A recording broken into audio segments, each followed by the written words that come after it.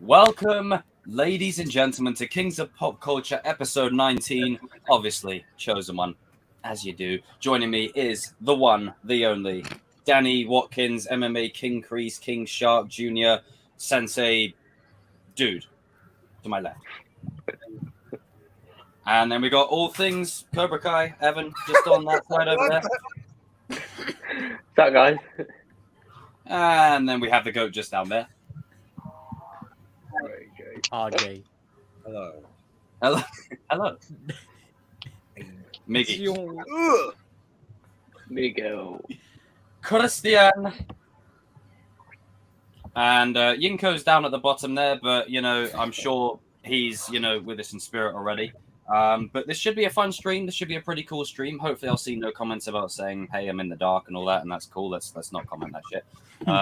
But welcome to another stream, and this is the stream of some changes as well, of which I will get into later on in this stream. Some very important changes, actually, and some very fun ones. Probably a few questionable things in there, but, there's a few fun things that I've got to throw out there, If you know, you know. No, definitely not. But new format. Each of us is going to get allotted time to say our piece regarding whatever the topic is, and then once we're all said and done, we'll be bouncing off each other back and forth, and then just carrying on as usual. Then we'll transcend into the next topic and so forth. But raise a toast to every one of these fine gents that's joining me here, because a special time is actually upon us, or for me even, is, actually, fuck it, everyone raise a toast in some kind of... Raise your water, raise your tea, raise your alcohol, raise your protein shake, whatever the freaking hell you're drinking right now. Yeah, whatever it is that we're raising. They'll raise stuff in spirit. There we go. Cheers, lads. Cheers. Another. When Thor was funny. But yeah, we're closing in on a year since the original idea of this started, where I literally brought a few random people on, and it immortalized itself as the King, the Goat, and the Chosen. And then Yinko joined the mix. Darius came along. Strike First Media, shout out to you too, dude. He came along, talking Cobra Kai, him as well. And Evan and Chris, they also joined too. And I'm Yinko. And then, of course, I got a bit of an added reinforcement in some UK cavalry. Which is good, because I love my American brothers and whatnot, but the time zones really fucks me up. I can't lie. Cyprian here for those of you who are watching.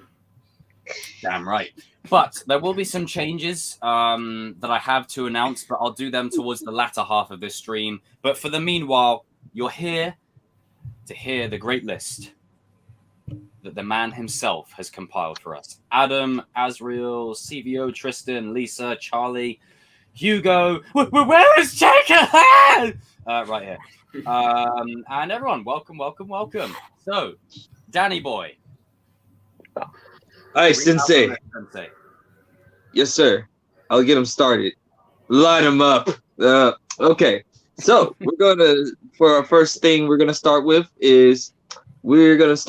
our final thoughts with Obi-Wan Kenobi, 4 through 6. We're going to see what our final thing is going to be about, what our final thoughts, and where's it going to go forward with the Disney fandom of Star Wars.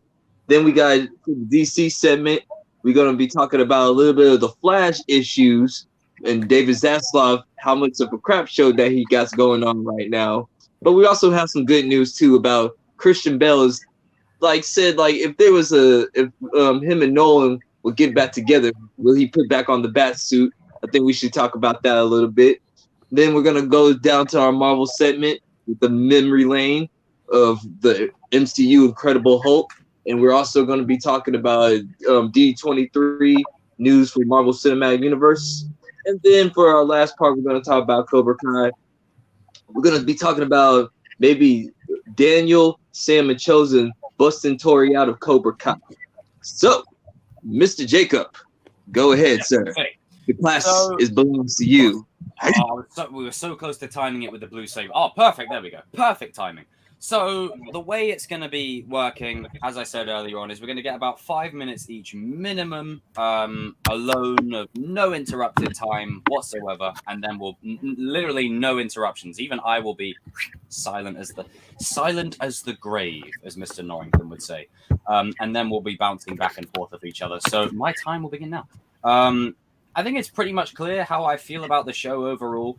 But I gotta say, Disney, we need to have a little chit chat about, your approach to the situation, because there's new information that has surfaced regarding the Kenobi series, and it just makes my disdain and distaste of what they've done grow that much more, because this was originally planned as a trilogy, and with each of the movies, they had a clear sort of narrative and direction they were going to take the character, and the first one was going to be basically how he was in the first few episodes, lonely, sort of depressed, Last Jedi Luke, basically. The second one was going to focus on building him back up.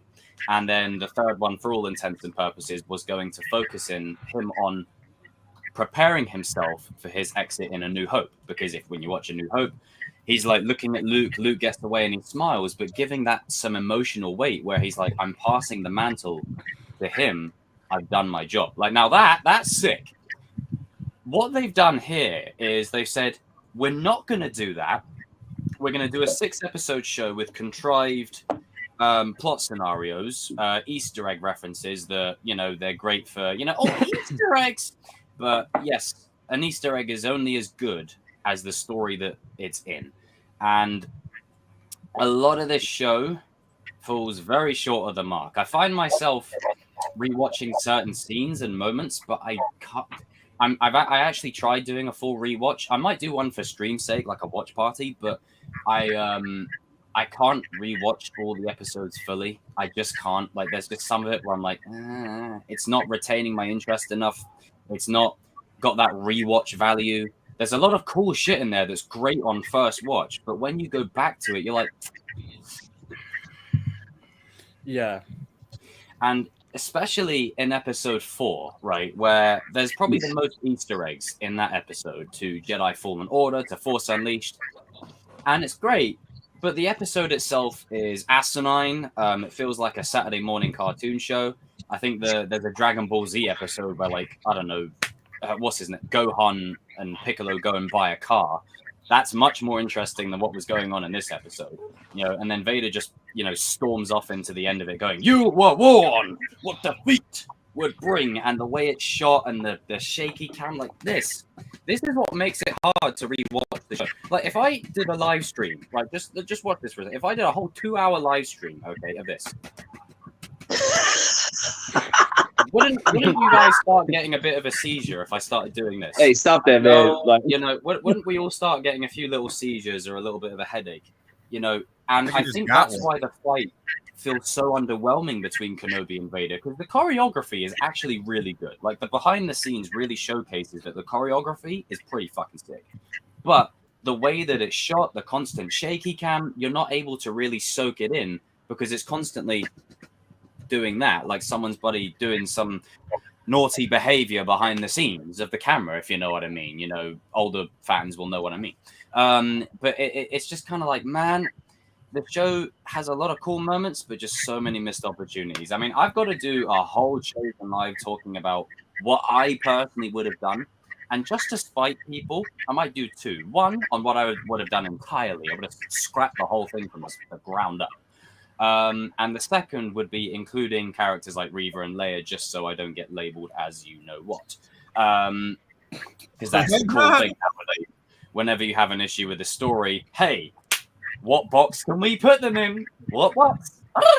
Yeah, let's not do that bullshit here. But I've said more than I need to really say about it. I can just go and do a whole live stream talking about it because I'll be here forever. But essentially, I'm going to pass over to you now, King, just to hear a bit more of your consensus, and then we'll go King, Evan, RJ, Shamoon, Chris, and then you go. So, Danny boy, you're up, pal. All right, let's get this shit show over with. Okay, okay. We can say episode 4 was the worst one out of the whole entire series. That thing was just We had Leia. We had Obi-Wan and Leia like this. I got Leia right here. And you're just constantly insulting the audience right here. I'm like, okay, all right, that's straight. That's strike number one. All right. Then you got I think episode 5. We got a little bit of a nostalgia kind of thing right here with the Clone Wars. You know, them fighting each other. And then, like if you read into the rumors, majority of the rumors was true with episode 6, which, good Lord, oh man, so much canon breaking. We just don't know where. Not the Qui-Gon. All I just gotta say is Qui-Gon is not supposed to be there. Why? We can just arguably say that Luke did see a lightsaber for the first time, but we're blind or stupid. But then I don't feel good about. Sorry, I'm carrying that. Yeah, it's all good. It's all good. Jump in if you got to. If there's like a point that you can't hold on, I'll forgive you or whatever. If it's something smart, of course. What else? The duel of the century. Kathleen Kennedy, you lied to me, girl. You liver-spotted demon. You lied to me again. All right? Listen. You do not throw those words around and then have the nerve to say that I'm a toxic fan because I like Star Wars and it's supposed to be. No, you lied to the company. I mean, you lied to your consumers, and that's just wrong. Once again, it just proves that Disney Star Wars, Kathleen Kennedy does not like the Skywalker. She does not like Obi-Wan. She does not like any of the legacy characters that George has proven. She does it all the time. This is her whole entire thing to reel you back in. We're gonna mess up your whole entire thing of Star Wars, what you think, but we're gonna give you like a little bit of it, like in episode 5 with Rogue One. With what else? Force Awakens. You might do a little bit and then you have the little crappy end what I call the lightsaber spirit bomb with Rey up in the Rise of Skywalker. Whatever. The thing is that it's done. The things that the things that you love and you think about Star Wars, it's gone. It's not coming back. It's never gonna come back. It's dead on arrival. It's DOA. It is done. My points are finished. As far as this, it's not worse than Boba Fett, but I'm not rewatching it. Like I can't rewatch any of Disney Star Wars anymore. But nothing is worse than Boba Fett. I'm done. That was a fucking shit show. That was. That Boba was Mobba more like. Time to fucking go. It's time to go. Yes, Evan, it is time to go. You're next. That was perfect. Yeah, it's time to go. Good transition. Don't understand why Reva was needed at all, man. So it was. There was like I was really excited for it, but I think once we sort of knew there was doing a second season, well, it seems pretty much confirmed there's going to be a second season. I think sort of knew like what direction they were going in, and I just think it sort of took its toll and it completely ruined it, because if they stick to one season, they can go all out and they can do whatever they want. But with a second season, they've got to set things up like they did at the end, and it just completely ruins the ending, as we know what happened and stuff. But it's Disney for you. They just completely fuck everything up, just like Sony. But we was expecting that. I mean, episode 5 is by far the best, but episode 4 sort of told us like how bad it can get. And I mean, season 2 will be bad. I mean, that's what I think personally, because they don't need to do a second season. But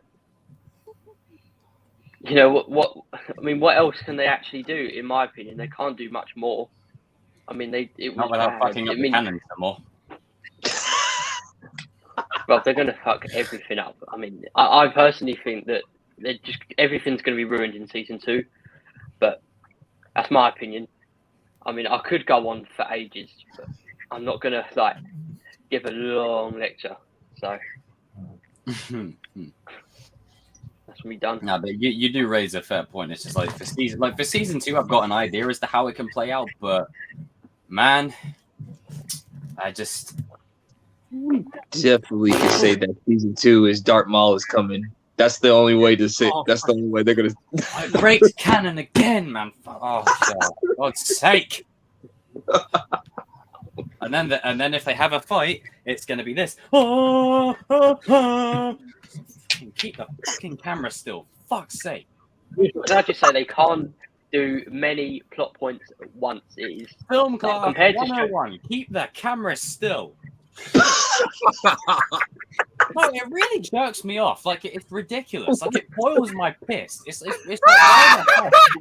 why the hell have you got this? I don't like this. Like this is like you're supposed to use the shaky cam to heighten the tension of a scene, not every 2 seconds. Like Vader's walking in the scene, there's a shaky cam. Bloody Kenobi's talking, there's a shaky cam. Bloody Lola's flying, there's a shaky cam. I'm like, yeah. Seizure waiting to happen. Seizure waiting to happen. Go on, RJ. You're up next, sir. You know, this show broke me as a Star Wars fan because I've had enough. You know, I've been on the breaking point of this franchise ever since Disney acquired them. Last Jedi, didn't like, don't care for it. Don't care what anybody says. You can't convince me. But Porgs. Rise of Skywalker, it was all right. Whatever. Mando, good. This right here, no, this is 6 out of 10 for me. 6 out of 10, not a 7, not an 8. No, I don't care. It is a 6 out of 10. You don't hype up. No. Do not say it's the fight of the century, like the rematch of the century, and it's just rocks. Oh, Vader walks away when the rocks are on Kenobi. Let me walk away because I'm not Vader. I'm stupid right now. Like, what are we doing here? I'm so sick of these franchises hyping us up, saying this and that. No. Just don't say anything. Just let me watch it. All right. I'm done with Disney Star Wars. I've had enough. I'll watch Mando. I'll watch Andor, but I can't take it anymore. Like this, Is it time to go? Okay. It's time to go. It is time to go for real because this is ridiculous. Okay. Why you bring back arguably two of the biggest actors in this whole entire franchise, and you do that? Like we didn't get enough. Show me Hayden for fuck's sake, like please. Like what are we doing? You're so right there. Reva. Now I'm sorry. Now WNBA points 11-10, whatever. But triple double, MVP caliber WNBA player. But listen, DeAndre Jordan could go back to the Clippers for all I care because this is ridiculous. Why are Reva? No, I want Kenobi. Vader. Why are we doing Reva this, Reva that? Like, no, I don't care. Like, I can't do it. What are you doing? Like, okay, her storyline with like the Inquisitors, I like that. We've never seen like a person try to betray Vader. I like that, but put that on the back burner. Put that to the side. Well, we need to have Kenobi up front. Need to have that. Now, me personally, little Leia sold the show for me. She was the best thing about the show, in my personal opinion. No, this is true. She sold the show, but her storyline was just Mando 3.0. Okay, it was. All right. Yeah. It's literally just Mando 3.0, like just with Kenobi. Now, I gotta be honest. The movie Logan set a precedent because that's people are just copying Logan left and right. Okay, like, and Logan's a great movie, but I know everything is copied and stuff, but Star Wars just making it obvious. Like at least try not to make it obvious. But Well, I think they should have never ever put Logan in the same sentence as this show. But they said that it was gonna be Joker-esque, like character driven. It was that for the first episode, and after that they went on the other side of town. Like they just said no, we're not doing that. That's a lot of material in this book, Disney. You could have used. I like the first episode a lot. I really do. Is what I wanted. Second one, okay. Fourth one, we can all agree the fourth one's terrible. That's the worst one. That was just horrible. That was horrible. There's no coming back. I was watching it with the boys, and I said it. If they keep going back and forth between the fight and Reva, and you know what they did? They did it. Don't bring that up again. You don't have the call it the rematch of the century, and you go back and forth. No. You keep that shit on the fight. No. You keep it right here. No. If you just would have said like they were just gonna rematch, I think people will just let it go. But you said rematch of the century, so I'm thinking we're gonna get flips. We're gonna get freaking rocks thrown at each other, like metal, all that, just straight up like the bare minimum. And I'm not even gonna get into the Qui-Gon stuff. I'm gonna let Jacob and King handle that because I'm done. I just can't take it anymore. Because at some point you just gotta say enough is enough. Screw this bullshit. You have the floor, Shimon. I'm done. Goodbye. I'm going off camera. Be right back. Goodbye, RJ. Wow, he dropped the mic on that one.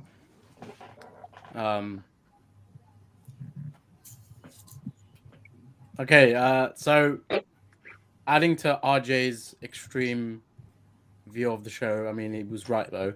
I mean, when we got to episode 4, 5, and 6, we were kind of like, okay, we're waiting for that big battle. Yep, let's get it. The show's been very mid. There's been great moments. If you're like Jacob and you really love the show so much, you know all the little details, little bits of reference that really relate back to canon, then obviously you're gonna even find those little moments great. But someone like me who didn't know those certain things, obviously I'm gonna see the show for how shit it was. The thing is, the show still has great moments, but like Jacob said, they did the bare minimum. I mean, why have you underused Hayden, the man that has been so hyped up coming back? Ewan was used in a different way, and I do like the direction with him at times, but we needed a bit more of I think we needed more of him speaking to, Qui-Gon and having more guidance. And the Qui-Gon thing, I know you said that breaks canon. Also, to build up to that, they could have given us an interaction with Obi and Qui-Gon, like how he's struggling to contain all these things that are like emotions, how he's feeling. That was left there for season 2. It didn't feel like a limited series idea. I don't think they realize this is another thing. I've said this with all the MCU shows, Star Wars shows. 6-episode structure does not fucking work. It's so rushed. It's very predictable now. Episode 4 is always something crazy. No, we want something that's more, not just structure, but we want something, look at Stranger Things and The Boys. Look how flushed out each episode is. They give you so much depth to characters. And I was going to continue to say about the fight. The fight, like King said, it's not Duel of the Century. Nope. Disney kind of treated the fans like, the Empire striking back. The Sith are taking over. Season 2 can bring us a new hope. You see what I did there? I like that. I mean, with the stuff with Reva, I don't want any of Reva in the next season. I want the focus to be on Ewan and Hayden because, like you said, Inquisitor stuff, interesting, but Reva was not more important than those guys. You can't sacrifice a new character's arc for the people that you brought the show back for. I mean, it doesn't make any freaking sense. I'm trying to think of an example. It's kind of like Doctor Strange, but with Wanda, they made more sense because they had to build her up and all this stuff. However, no one asked for Reva in the immediate moment. We wanted more on Vader. Had they gone down this whole thing in a different way with Reva, we might have actually preferred it. And that's another thing. How can this bitch survive Twice? I mean, what is that? Is that a statement? Like, if you are, I mean, a bitch like Reva, you're gonna like survive let's getting put it killed this by a way. lightsaber by Darth Anakin Vader. in that moment is prime Revenge of the Sith dark side Anakin. There's no way Reva is living. Right. And this is the thing, like, I don't even think even Nostradamus, I think that's the one that predicted things. He wouldn't even have seen that shit coming. Like, not even Quicksilver would have seen that shit coming. I mean, No. Reva just not surviving. I mean, Reva surviving the attacks. I that's when I started to think this show's getting stupid now. Like, don't get me started on the interrogation stuff. To make it even worse, she knows about Luke freaking Skywalker. And she tried to kill a kid, and she interrogated a kid, almost threatening to kill her. I mean, if anything, Reva's just a woman you wouldn't have near kids. Good job. This woman is bitch crazy. Season 2 has to do a lot for me to really give it the respect. I give it like a 6.5 or 7 out of 10. The fight was great, but I kind of felt the whole rock thing. It's like, what is this, Thanos versus Doctor Strange? Like, are they trying to give that sort of vibe to it? Shaky cam. I mean, even when Stephen Grant, does that weird shapeshift thing, even that is less shaky. Yeah, let's just say this: like, the show is decent, but it really did below par. I just think season 2 has a lot more to do. Focus on why they brought the show back, not this bitch ass storyline like that that's no all one over the cared place about or asked for or wanted. And breaking canon, like any fan that's 7 a times. diehard Star Wars fan is going to be pissed off with that. Why are you going against that trilogy? I mean, the fight as well, that should have been on the Return of Revenge of the Sith kind of level, but it wasn't. And for that sake, I think they need the Force. They really need the Force to help them right now. They do, because they're doing terrible with the way they're going with these shows. But 10 more projects of Star Wars. Aren't you guys ready? They need to sort out this episode structure. There's too much to say, really, but I'm gonna let it go to the Cyprian man over here. I'm sure he has a lot to say. Right. Hyperion. Cypriot. Oh, it's a Cypriot. I'm sorry. Oh. What it felt like. I said Cyprian because Hyperion. You know the character from. I accidentally said Cyprian earlier. Sorry, that was my bad. Christian's gonna show us no mercy. Fuck. Well, for the very beginning, let me start off that this first season really hooked me up for what, in some sort of moments, they depict in every episode. Like in episode 1, they present us a broken Obi-Wan Kenobi that he full given to hope, and he started to behave more human and blend in with the human, because he believes that all the Jedis are gone and there's nothing to bring back. And I would say that the very first episode, where he depicts the PTSD, the trauma, and everything that he has been through in the very last few films that he, it was really amazing. And this is something I intended to rewatch. Episode 2, it was quite an unexpected turn. But what I did like in episode 2, it depicts a very good hand-to-hand combat scene, and it shows that even Obi-Wan at an older age, he has a trouble to keep up. And him struggling to get the Force back while Leia was falling. This shows how much, after 10 years, how much that puts much a bigger strength to his body. That's what it did. It took a lot of effort for him to catch somebody. Episode 3, where Vader was first presented, I gotta tell you all, I've never been afraid of my entire life. It's the first time I felt this afraid of Vader. And some of the shots, the framing of it, where it panels up Vader when he was walking into the when he was walking into the scene. Oh Jesus! And this is where I got the feeling, that somebody's gonna die. Really badly. Yep. Episode 4, it had some absurd moments in it. But they have a lot of great nods to the games themselves. Very good practical effects, like the water that actually came through the hallway that washed away the troopers. Like if you guys have not seen the video, that's practical water that goes through. It's just on Instagram.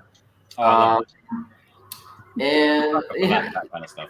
I mean, throughout the entire season, it doesn't feel like Obi-Wan like Darth Vader. It feels a very strong connection between Obi-Wan Kenobi and Anakin Skywalker. A reason. Darth Vader and Anakin Skywalker, they're two different entities. Two different. One human and one machine. Who's the machine? Vader. And who's the human side? Anakin Skywalker. So for him to be extremely furious or yell, this is when I get to thinking, holy shit, we've never seen Vader yell that much before.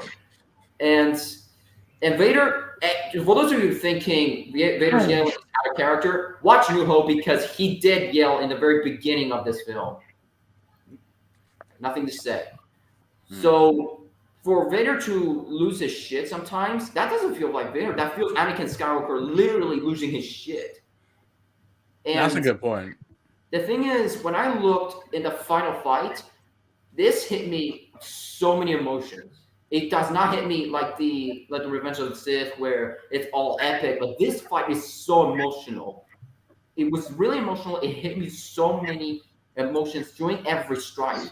Although the shaky cam gets a little bit out of place sometimes, and I know that the method behind it, because a method of using a shaky cam is hide the stuntables or create intensity. And in a few aspects in this, they kind of know in a few ways. But what this show did depict is that Vader and his robotic limbs, when he walks, they freaking hurt. They freaking hurt as hell. But for him to run towards Reva without even slowing down, that shows how much anger and rage this guy has. He ignores every single pain that he has in his limbs. That is true. And Vader only runs when he wants to. And fans want it. We want to see Vader run. Well, you got what you wanted. Bet. So, the last episode, where, as I was saying, the last fight, although it's not close to his predecessor, but it has more an emotional weight to it, because I never seen Vader move that fast with his lightsaber. Never. Oh, he was moving fast. And we only saw him move quite slowly because most of the things that I knew about Vader, he's even though he's slow, he has very powerful strikes. He relies on very heavy hits to disarm his opponents as quickly as possible. And in episode 6, where Obi-Wan force pushed him so hard to that rock wall, he actually was gasping for air for the second you hear it. He was like, he knocked the living wind out of him. And you all know why he has trouble breathing. And for Obi-Wan throwing those massive rocks to him, that's a massive payback for what Vader did to him earlier. And also the same thing that he surprised Vader by swinging a lightsaber at him. Talk about returning the favor in episode 3. And what else do I know? Jeez. As I was saying, the choreography is great. We also see Vader holds only two lightsabers, two-handed actually. Oh, that was pretty cool. Lightsabers. Oh, I know Ahsoka, right? Yeah, something like that. In this episode 6, we see him handle the lightsaber two hands. That means he's fully in combat with Obi-Wan Kenobi. That was such a cool little scene. And I like that he moves his hand very quickly. And then you all know that Obi-Wan's the master of the trolls, right? But in this last episode, he trolled Vader really badly from defense to offense from his lightsaber skills. In the finale, he was more aggressive. Yes, he was defensive aggressive, if that makes sense. It's He had a more bit of anger, in between. It was a good The reason why normal. Kenobi gets his motivation back is his pure determination protecting Leia. And that's the same thing with episode 4. Although how absurd it is, this showcases Obi-Wan's character, his pure determination that he needs to save her. I don't need to get healed. I need to get her out before things get worse. And that's the exact same thing in episode 6. His determination for saving Leia and Luke, that's what made him win the fight. But many people miss the point that this entire fight was Obi-Wan fighting his brother Anakin Skywalker. Anakin Skywalker was completely unbalanced in this fight because Obi-Wan was moving so fast, and he's not even the same that he was in his old years. Because of that, that's why he lost. I mean, if you compare the fight between Reva and this last fight, you see that Vader is much calmer and collected in Reva's fight. And whereas this one, he was not even a close bit of calm. He wants to kill Obi-Wan. And that's, I like the one bit where the Grand Inquisitor and Vader were talking. This was made me like the Inquisitor a lot more. He really wants to do the right thing. And Vader wants to go after Obi-Wan, shows that he's arrogant and repulsive as he is, as Anakin Skywalker. Never changes. Never change. Never change. And where the mask, I knew a second when the mask fell off and where the soundtrack was playing. Man, so many emotions. And I have to give massive props to Natalie Holt and William Ross for composing in the show. Oh, the soundtrack in the finale was actually pretty decent. And I gotta say that the soundtracks, it depicts some powerful notes from the Empire, from the Imperial March, and some of it, where the Empire arrives. There was a lot of powerful tones that you should be afraid of the Empire. And for those of you who have not listened to soundtracks, I recommend you. We're just coming up on 5 minutes, Chris. We're just coming up on 5 minutes. Anyway, before I move to Coach Yenko, I'm pretty much looking forward for season 2. And it has absurd and good moments. So, yeah, that's it. I have to say. Very great moments. And one more thing. Episode 6 has by far the most fantastic, powerful narrative storytelling in a fight. Damn right. Damn right. Well said. That Vader. Damn right. Well said. And I can go for hours for this entire show. Oh, yeah. Oh, don't worry. Oh, I know, man. Oh, I know. Yinko, sir. You're up next, buddy. Testing. I love that beard as well. That beard is absolutely badass. Badass. I guess it's Nomad Yankee. Rick Grimes vibes. It's the John Wick look, I guess, right? Awesome, man. Can you guys hear me okay? Yep. Yeah. Loud and clear. It looks like my Yeti mic survived the smoke damage that I had, so looks like it's going good. Blue Yeti is goated. I'll keep it short and sweet. I kind of watched this kind of like halfway Turning the through. light on for this moment. Oh, Everyone who's got a Yeti, raise your Yeti. Oh shit! Yinky Pinky's got the same one. Okay, so all the Actually, Yetis, both have you have the same. all the Yetis go to the top. I'm joking. I'll mess up. What if you just have a mic? If you just have a mic, it still counts. I'll mess up the order. Mine looks so. Wow. I keep smelling it because it smells like smoke a little bit. Well, we know why. Go carry on, sir. It looks so wrong. Carry on. What did you think of? Yeah, so I was in the middle of watching this, and then my apartment decided to get smoke damage and caught fire. But from what I did see, slow moving. Yeah, very slow moving. Yeah, that's pretty much all I got to say. I wasn't impressed. I would rather watch The Mandalorian. Well, yeah. I hope so. Yeah. So, like overall, I hope season 2 is better. I mean, that's all from what I saw from episodes one to 3. What's happen? Sorry, go on. I hope they have some kind of vision. I mean, I think you're kind of in the same camp as we are with Kenobi and just how we sort of really feel about it. That I suppose now we can sort of transition into like a final piggyback for 5 minutes before we go into the next topic. But essentially, it's just, I'll talk about this during the week about what I would have done and everything, but there's just so many missed opportunities with the show. Like, there's a lot of cool shit in there, and there's a lot of like moments where you get teared up, you get misty-eyed, you get really in your feels, you get teleported back to when you were a kid. But there's just so much where I'm like, man, you had something even better than what you did, and you didn't go all in. You didn't go all in. I was just going to say, just impacted on the surface. That's what you did. Does Disney have like a lot of say as to like how it should like progress as like a series? yeah, I mean, they own it now. Yeah. I just The moment George Lucas sold it to them, it was pretty much done. Because I was even nervous when he sold it to them. I was like, ooh, them? Like, you couldn't have sold it to Universal? Like, right. That would have been the smarter move.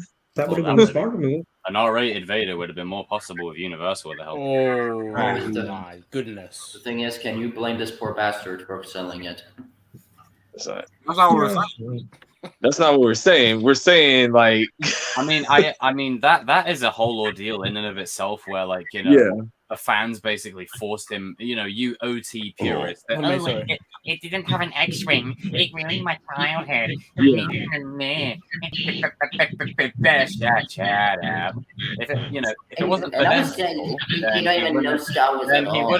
then he wouldn't have sold it in the first place. But with what we're on about and we're saying is that it would have probably been better to just explore options before giving it to Mickey Mouse. But yeah, it is what it is. I would have done Universal, because at least with Universal, you're gonna kind of get what you're supposed to get. You know what I'm saying? I mean, mind you that they made bad movies before, but I'm just saying, like, I think they would have kept I'll put it this way.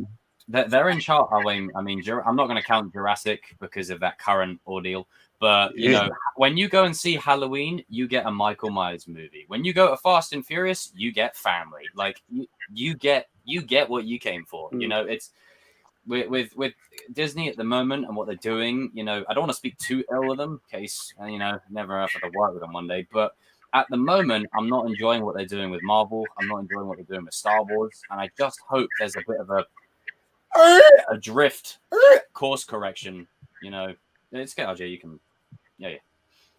Oh no! To add on to King, your point, I think that Shout what out to Lee Universal would have done, the thing that is when you have a Disney product, you're in a rough spot because they're trying to appease to a certain crowd rather than storytelling. So I think with other companies, they would have said, "Hey, let's focus on Star Wars rather than saying, let's try to be this. Let's try to be that." That's the problem. Is showing people how to do it.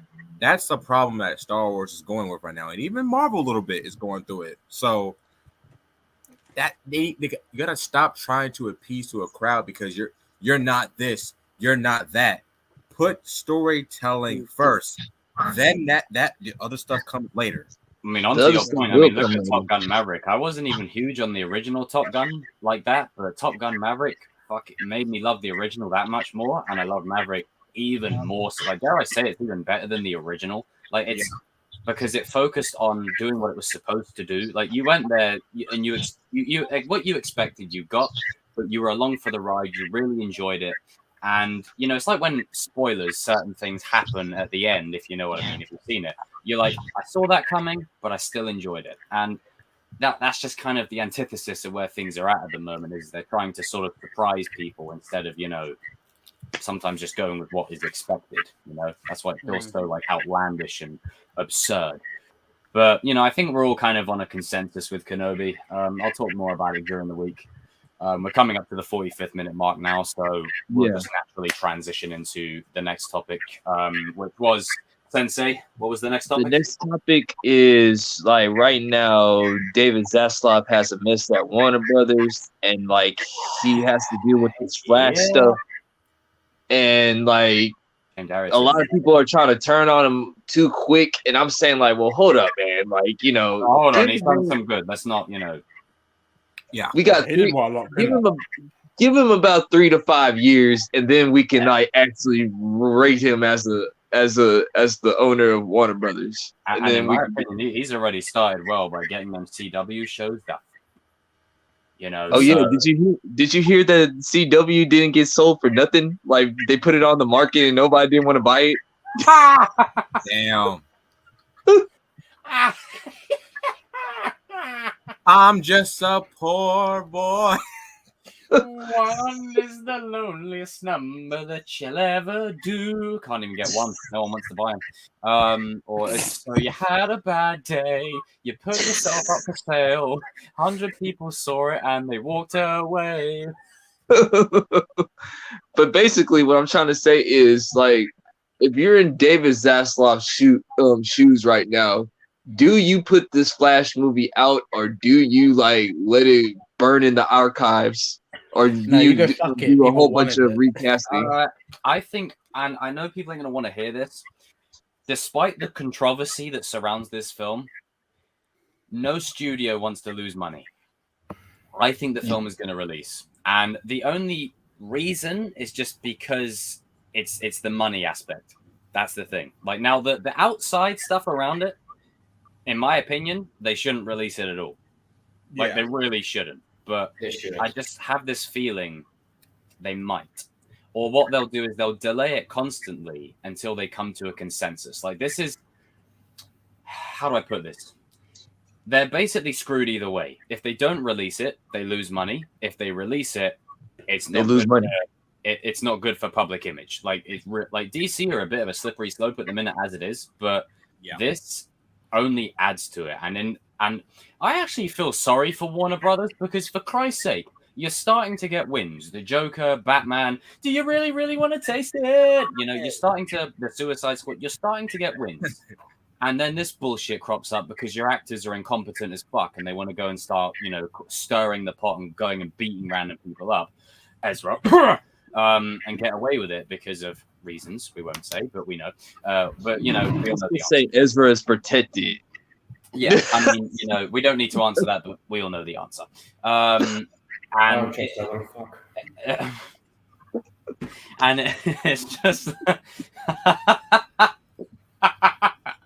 but it's just a bit of a shit show, really. This is just another problem that they've got to deal with. I actually genuinely feel sorry for them that they're trying to really revamp their stories at the moment, get back to a winning formula, and all this shit's going on. It's like shit.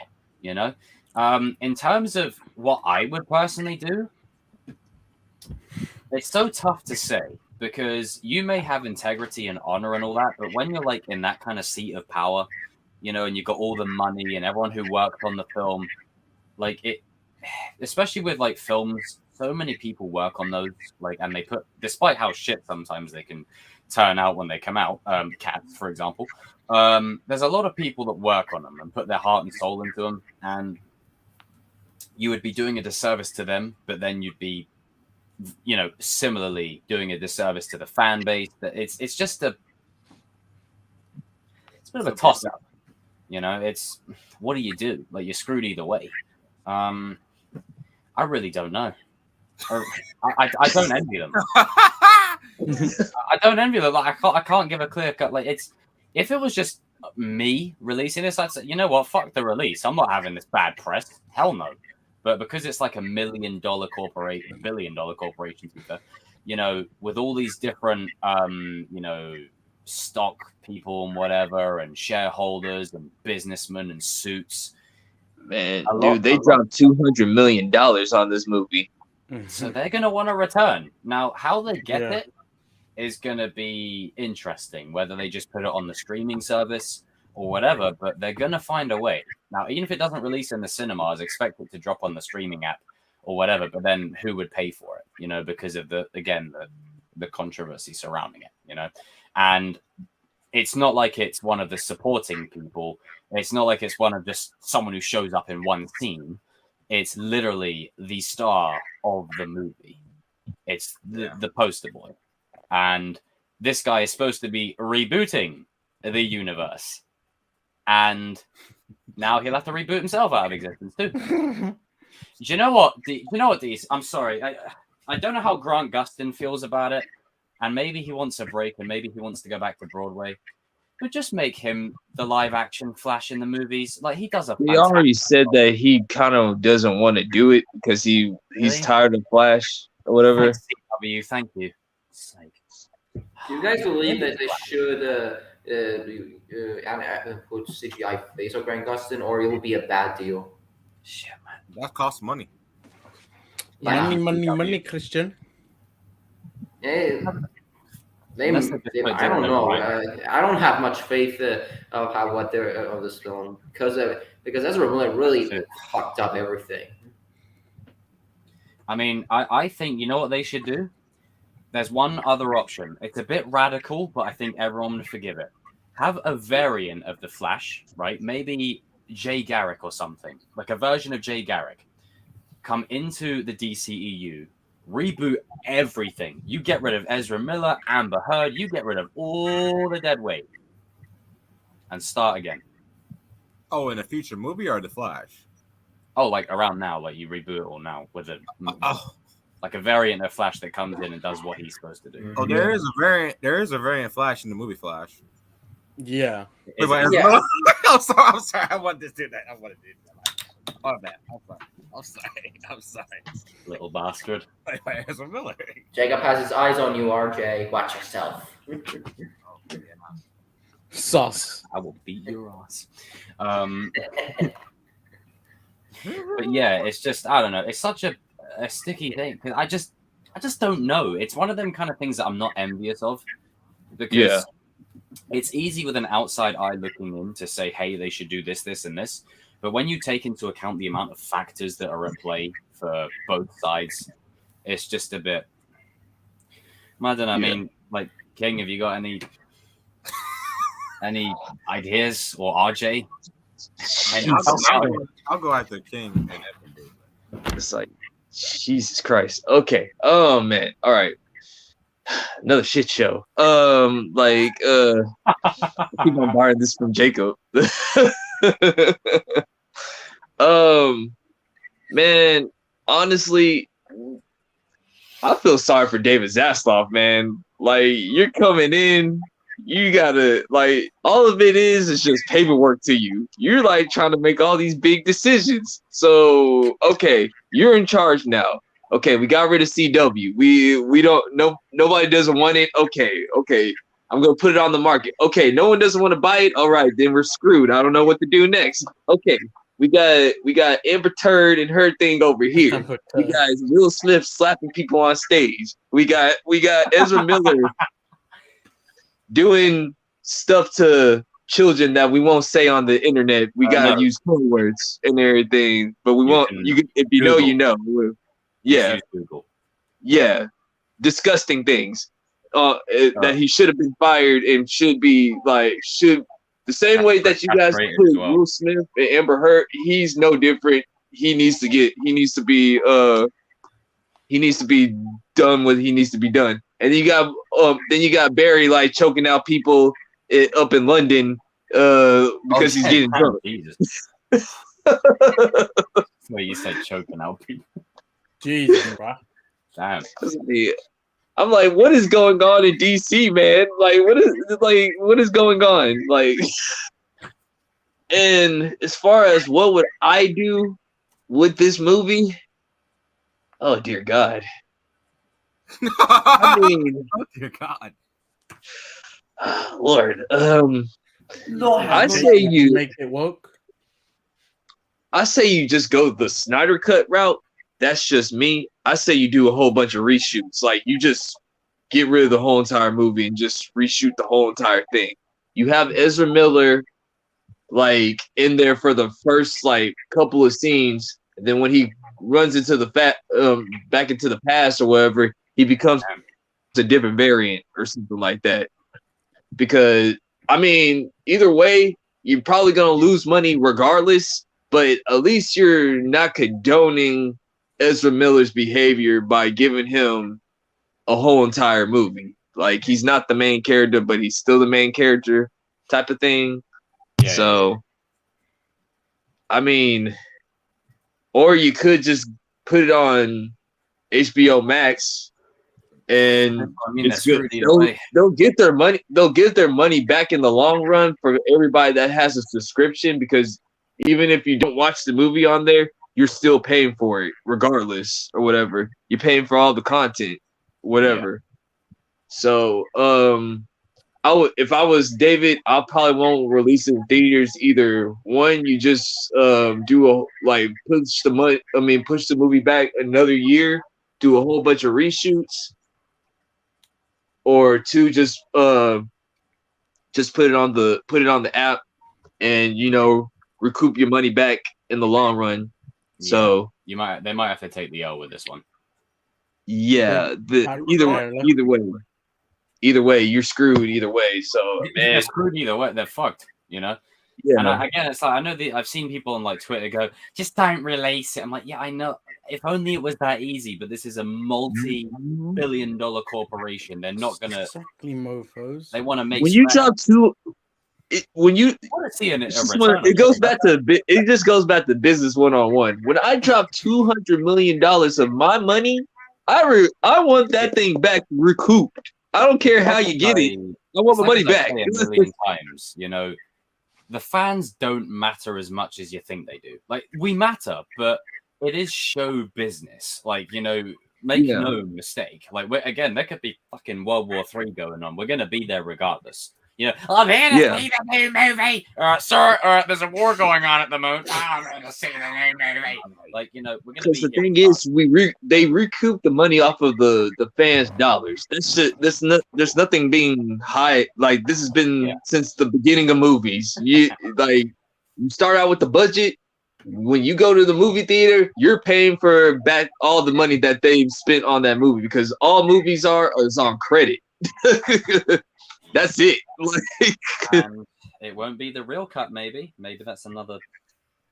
Yeah. And that's what I'm saying. You could just go the Snyder Cut route and just, hey, let's just reshoot everything. And let's hey, we're going to have to take the L out on this one and just redo it. I mean, that's what I would do. That's just me. To your point, I think with the way they're reformatting their story universe and trying to get fans back on board, I think the most likely outcome is to not release it in cinemas minimum. Yeah. Minimum. Yeah. So, thanks a bunch. Evan, my boy.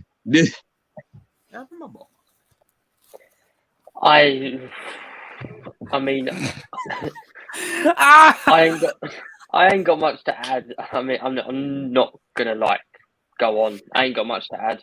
So, I ain't the biggest. RJ, my boy. With this movie, it was already a Batman movie to begin with. It wasn't a Flash movie. So here's what I would do. Shout out to you, Darius, if you're watching. Going into the marketing, right? Now this is also a joke, but I'm also kind of half being serious. You show Ben Affleck. You show Michael Keaton. You market them all through it. I don't care if it's called The Flash. You say The Flash featuring two Batmans. You do that throughout the marketing. Show them in the trailers. Show them in all the trailers, the TV spots. You name it, brother. The toys, everything. Batman Flashpoint Paradox. You don't show the weirdo that does weird shit. Chokes people and stuff. Don't show him. Basically don't show the twat. You show Supergirl. Show that the classic Batmobile. You do that, and you have a movie right there that will sell and kick ass at the box office. Maybe Batman hijacking movies since 1989. You have a chance. Just make it a Michael Keaton movie. That's it. Billy Joel. Michael Keaton and Ben Affleck. Pretty much use what Warner Brothers always use. Use your Batman card, damn it. And this time we'll forgive you for using it. That is your escape, and you have a Get out of jail free card. Yeah, get out of jail free card. But it's not that easy. They're not gonna do that. So, yeah, they're screwed. But Yeah, that's screwed. That's like the they could use reshoots to figure out they could use reshoots to have a variant of the Flash come in and reboot the whole thing. Like that I think could work. Yeah, but then they got to reshoot the whole movie. I really do feel bad for Andy Muschietti and the other actors involved. It's a shame that we do this. Read Mustang's comment. yeah. Why is Will Smith not slapping these kind of people? Why is he slapping someone with disability? Oh, people. Yeah, Willie Smith, where Will smack the living shit out of there. So. Did you say Willy Willy? That's how his name I came up with. The meme version of him. Wow. Willy Smith. Yeah. Okay. Christian, what the hell, man? But anyway, they should just. I mean, Tobey Maguire has his own version. No interruption. Why not? I mean, Bully Maguire exists. Why not Willie Smith? Just let RJ finish, man. Anyway, they're not gonna do what I said to do. I just gave them an out. Warner Brothers, I know you're listening. Do what I know you're listening. Just do that. Like people already know that it's a Batman movie and not a Flash movie because nobody. I'm sorry, Flash fans. Warner Brothers doesn't care about Flash. They just care about bats. So just do that. But they're not gonna do that. I know David's last office is taking over, but Warner Brothers is gonna take them a while to get the stupidness out of there. So He's got a lot of shit to clean up. But with this, they're screwed either way. So my plan is not really gonna work. Treat it like a Master Skywalker situation. But that marketing, you make Michael Keaton, Ben Affleck, and the Supergirl chick. You make them the headlines. Market them. Show them everywhere. It's a Batman and Supergirl movie. Bam. Yes. Bam. Or once you can bait people and it's okay. Yeah. Yes. Exactly. Yeah. Switch people. It works. This is something we complained about, but hey, do it with a bait and all the reviews afterwards are like they bait and switched us, and I'm proud of it. For once. So speaking of bait and switch, we're going to me. I'm gonna bait and switch, and you can give it to Christian because I pretty much say the same thing. The Flash is a mess. They need to sort that shit out like ASAP with Ezra. Shut that shit down. I still want to see the film just to laugh and see what it's like, or at least the Billy Joel stuff, all that stuff. I mean, it'll be fun, but so let's just keep it at that. Just go in with no expectation, just see how it turns out. There you go. Happy days. Yeah, go Negan, go full on Negan on the whole thing. Before you go though, Chris, they should also play Billy Joel's Why Should I Worry? Why should I worry? Why should I care? Oh, man, they're gonna have to ask Disney for the rights for that one, man. Or like they could just start playing Morbius. I'm there day one. You played the You're Only Human second win, Billy Joel. No, I'm there. No, I'm there, baby. No, not even. They can just do the Disney method where they're too cheap to pay John Williams for the rights to his music, so they'll just come up with a shitty rendition. And just say, let's get nuts. You want to get nuts? I will be there day one. You want to get nuts? Yeah. Oh, man. Oh. Yeah, so I'm pretty much done. Yeah. Chris, 5 minutes, man. Cypress. Would you like to say, sir? Within the limit? I know he's at this point. I'm extremely curious of the future of this. After all this ridiculous and absurd shit I've seen online with what Ezra was doing, man, this guy needs to be behind bars. I don't care anymore. This guy you get him, Christian. Enough incidences. He not only just went too far, but if any of you have not seen anything online, go see, because I'm not going to mention anything in this stream. I don't want to get Jacob in trouble or any of my bros here in trouble anywhere. Yeah. But Google is handy. I feel so bad for the director and all the stars that they're in it. It would have been a big hit on box office, and Ezra Miller completely, because of his actions, this film might go down. I do not know. Myself, I have no idea. That really depends on the audiences and the reviewers, how they find it. Because now that this happened, this is a whole different story because when it comes to our reality and the film industry that lives on. And for Michael Keaton to come back, I was quite surprised. My brother is quite surprised. I mean, that. I'm very. the thing is, I'm still very. I'm still skeptical how they're going to handle Ben Affleck's Batman and Keaton's Batman.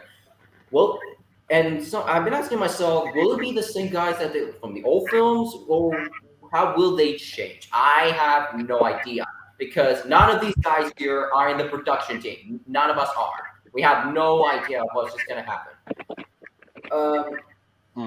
I hope they do Ben Affleck's Batman right.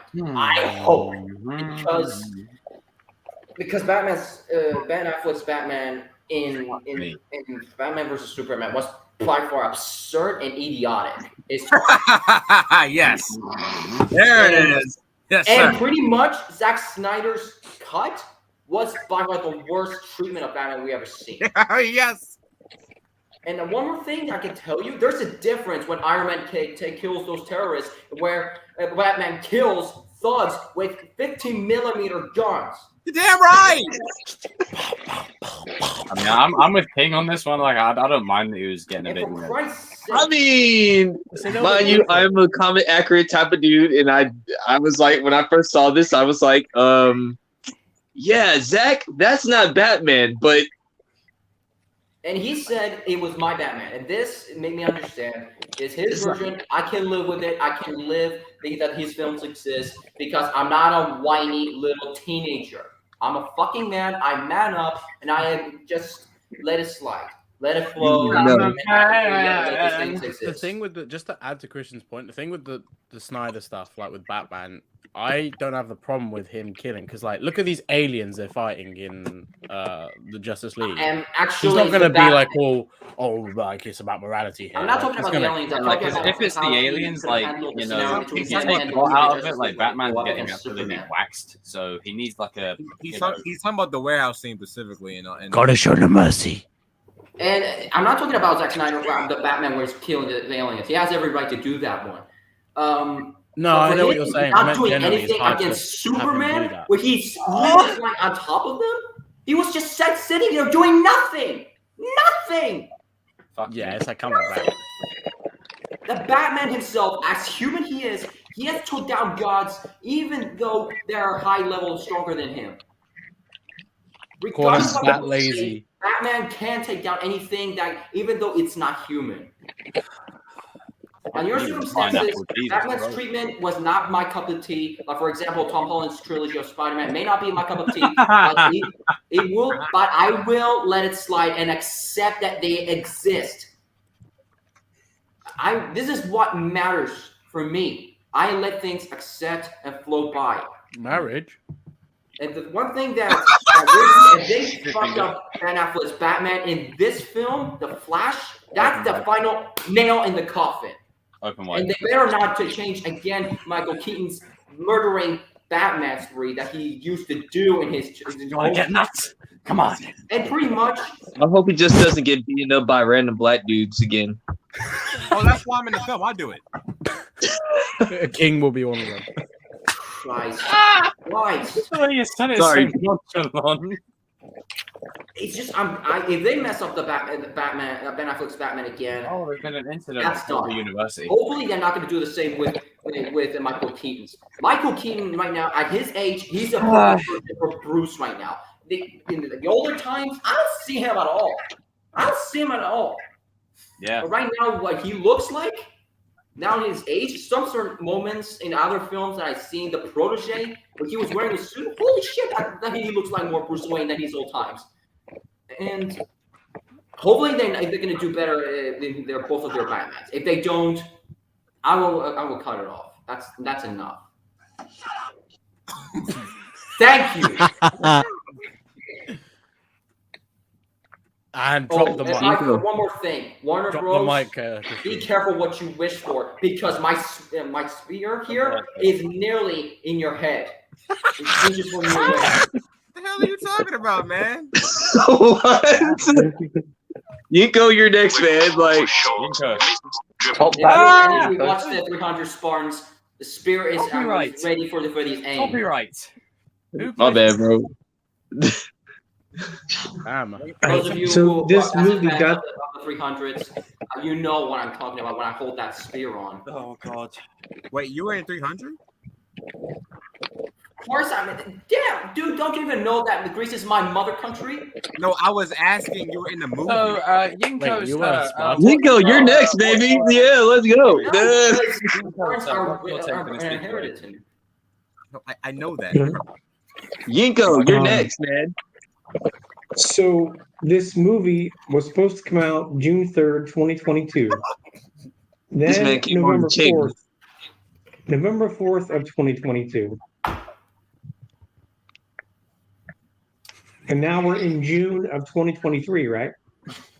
No, we're in June of 2022. Wait, Yinko. No. Yingo, I think he was trying to make a joke. He was trying to make a joke. Oh, my bad. I'm sorry. Oh, are you talking about the RJ, release date or like? You can apologize for my sidekick's comments. Don't worry, I have to put. I still. Yingo, ignore Good the job, idiot and carry on speaking facts. This movie, like Darius always says, I mean, it's cursed. It's cursed from the cast. It's cursed from the plot. It's cursed from the whole writer's floor. I mean, just keep it a comic book story and don't release it in theaters. I mean, I don't know. I think they have a lot of hype on bringing back, Michael Keaton, hype on bringing back Ben Affleck. I think Ben Affleck needs a solo trilogy, really, to be honest. Hell yeah. We all wanted Give this.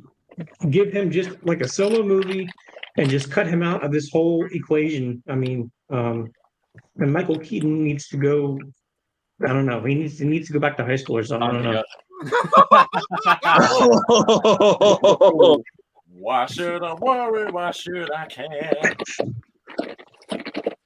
Thank you, Lisa. Ezra Miller doesn't add to the fire. I mean, doing stuff outside of this film. Yeah, choke slamming the public. It's damaging his career. It's damaging the character that he built.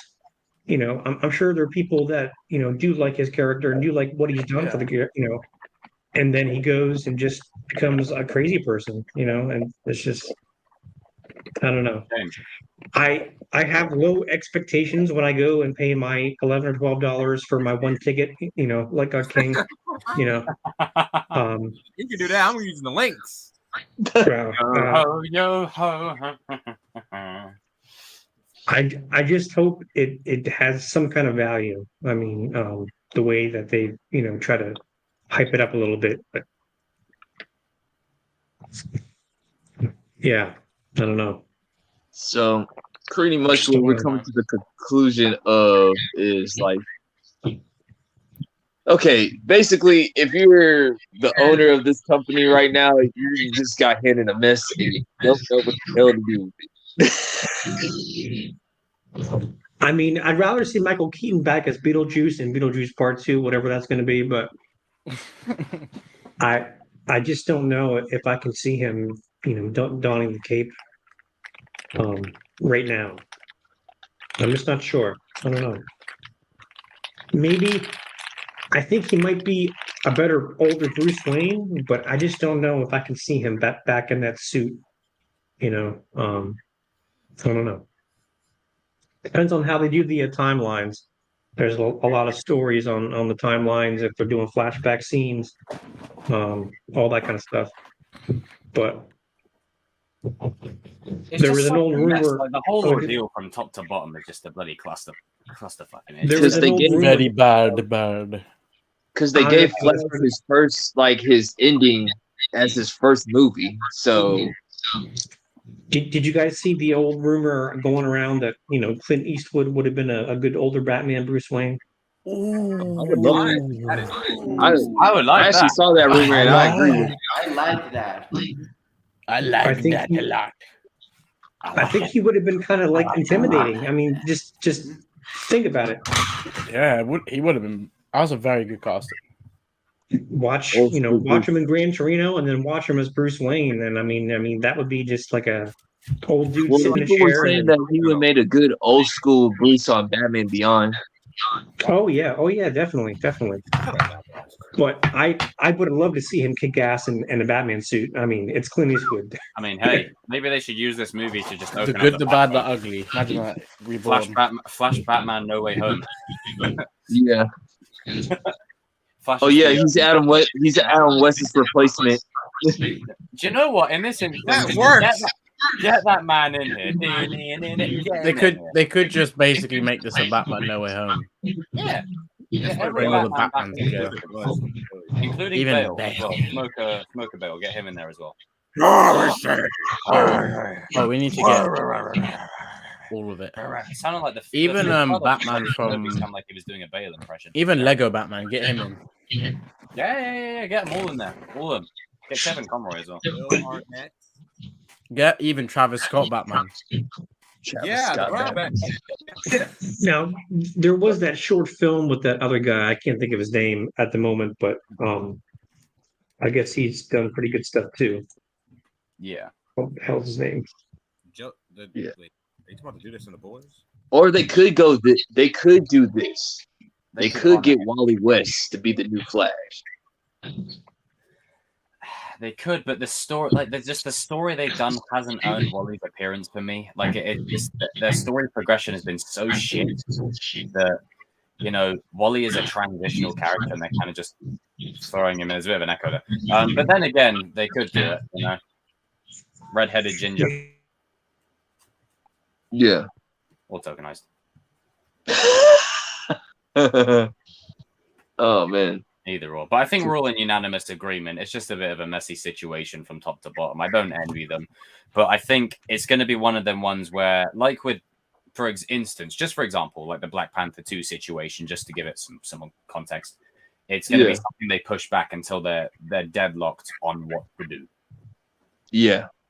That's pretty much. It's like I said, David Zaslav, bro, we'd be perfectly fine if you just put it in the archives and just burn it and never. Oh yeah, it's still coming out. We don't need to see the real cut of this movie. We don't need to see this cut of this movie. Any cut of the movie, just bin it. The trailer never existed. Give Darius the Flash movie he deserves. Shout out to you, Darius. Soft reboot. The hard reboot. The whole thing. But yeah, I suppose we could probably transition into our next topic, which is Sensei. We will be talking about. We were looking at articles and we saw that Mr. Belbet said like if him and Nolan got back together, he would be open-minded to donning the cape one more time. So what do you guys think about that? Oh, who wants to go first, or should we just do it in order?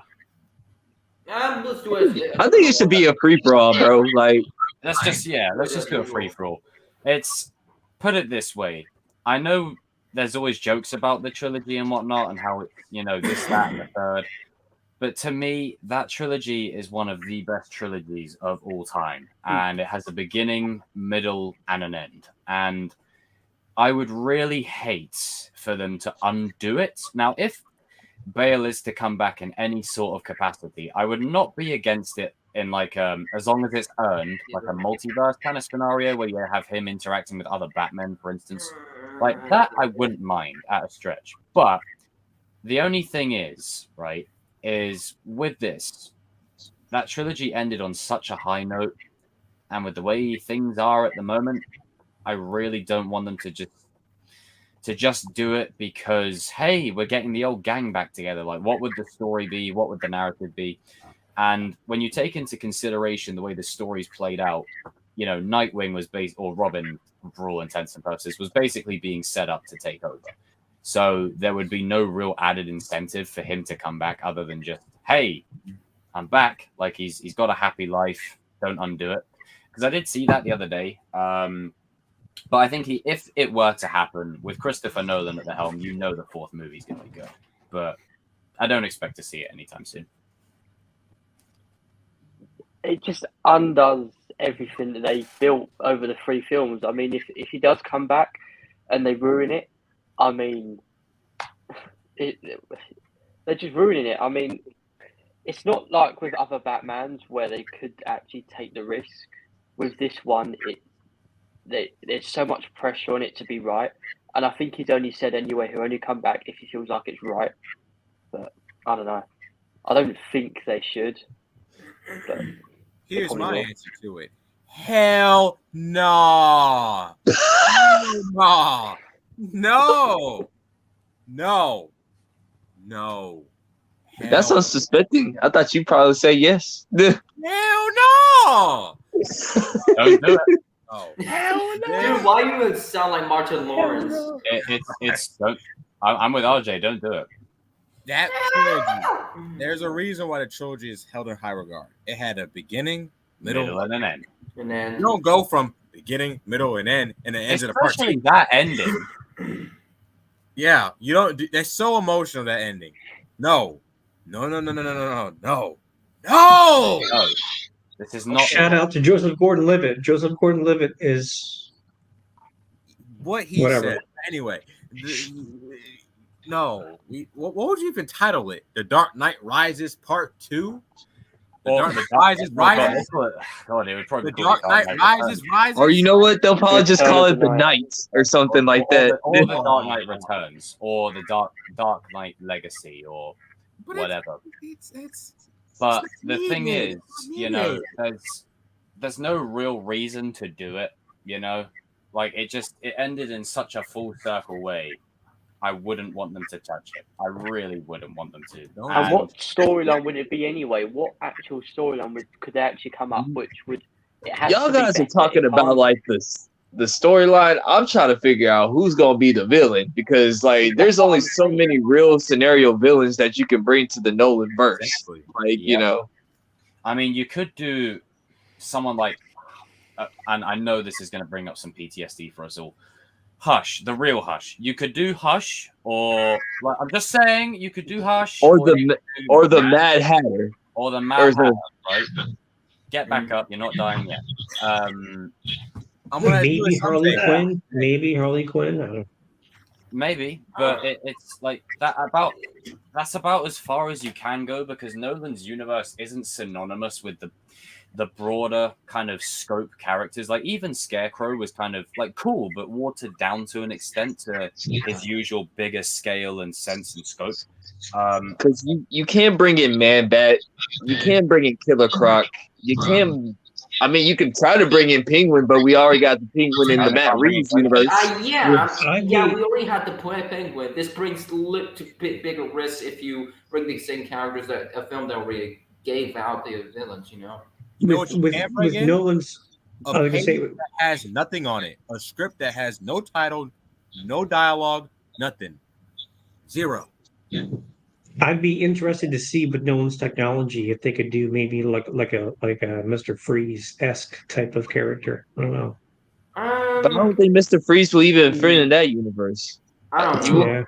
I mean, the question is, will it be better than the previous 3? It's got to be better. Like, if it's going to be the same, all right, but it's got to be better. Only for Chris. I mean, this is timely because we've got the Dark Knight Rises this time next week, and you know, while it may not be better than the previous 2, it's still on that kind of level. Like it's oh yeah, like it's so hard to match that.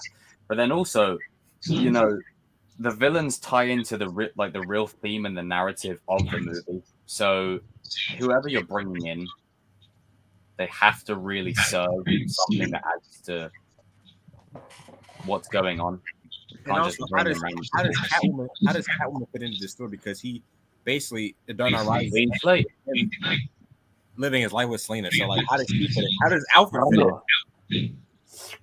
Michael Keaton. Unless they kill Selena off or whatever, that's the only way he dons the cape again. Oh, you know who? You don't do that.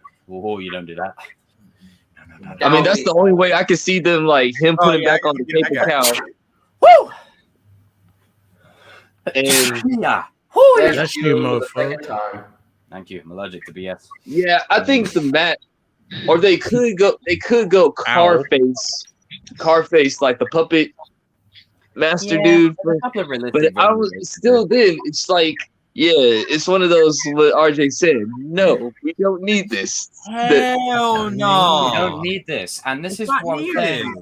This is what I was saying last week about the streaming wars are in full effect, and right now it's not about the quality of what you're putting out; it's about how much you can put out every month, and this is why nothing is off the table anymore. So, like how we've always said about David Ayer's Suicide Squad cut or whatever it is, or the real cut of it, whatever, some fucking bullshit of that MTV dumpster fire.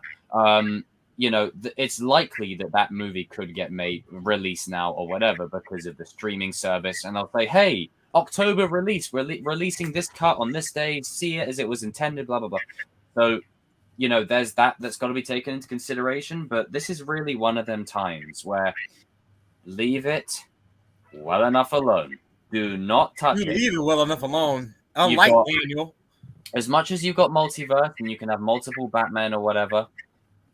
We've got Robert Pattinson's Batman. You showed you are incompetent as hell with multiverse and you can't do anything with it. So thank you, Crisis on Infinite Earths. Thanks a bunch. Stick with our Robert Pattinson. Can I add on to that? Yes. Can comic book fans, damn it, can we learn to let shit go? We always want to bring back something. No. If you got something good, continue with that. Let's not bring back this. Bring back that. Let the shit go. For Christ's sake. I'm tired of let's bring back this. Let's bring back that. Yay. Hell no. Only time Agree. because I agree with you guys. Like, I think you should keep trilogy, and you know what? What's done is done. Unless Maguire. unless there's like where it comes to studio politics to where like they messed it up, aka Abbey Rad with the with number 3 with Spider-Man. I agree with you on that one. That's what I'm saying. That's when like you got to say like, okay, yes, as comic book fans, we should let some things go. Like, what's done is done. Let's put it in the book. Hey, you got a trilogy right here. Let's move on to the thing. Try to keep comic accurate, all that. Unless the studio did like some crooked stuff, aka Snyder Cut, aka Tobey Maguire Spider-Man, aka the Tasm stuff or whatever. That's when you're just saying like, as a fan, like, come on, man, don't do them guys like that. They deserve a good. I agree with that 100%. I agree. Glad you brought that up because I agree with that. Those using redemption. That's why no one is special. But as like bringing back this Nolan trilogy, no. No. Do you want because people tend to forget that although the Nolan trilogy is great and it's good, it's also a meme too at the same time. Like with the smoker lung Batman and stuff. Like, are you guys really ready to bring back that voice? Are we gonna pretend like that was actually good? Like, I mean, where is your mental? The voice is terrible, but I can overlook it because the movies are actually good. Like, I can get past it. But let's not like it's just let's not retread ground, And I know we're in the age of capturing nostalgia on our childhoods at the moment. And No Way Home showed people how to do it. Top Gun Maverick showed people how to do it. And then Doctor Strange 2 showed people how to not do it.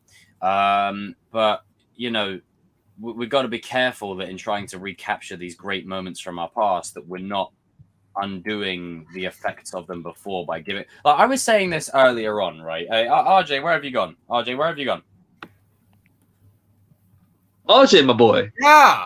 So I was saying this earlier on, right? And basically what I was saying is I haven't watched Toy Story 4. I haven't seen it. I haven't seen it at all. I don't need to see it. I don't want to see it.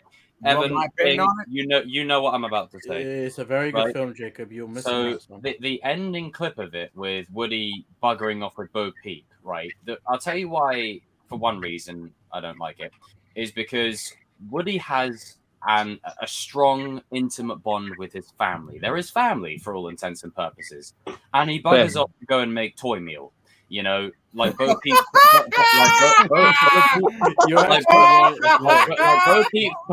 Bo Peep's pulling his string and he's going, "Reach for the sky!" Like it's like Toy Story 3. Basically wanted some Bo Peepy. Toy Story 3 was the perfect ending. You didn't need to make him a To sin. add on to your point, Jacob, when I saw it, right, that ending, it like the film is good, but it's not needed. Like Evan said, it's not needed. It's not needed. It's not needed.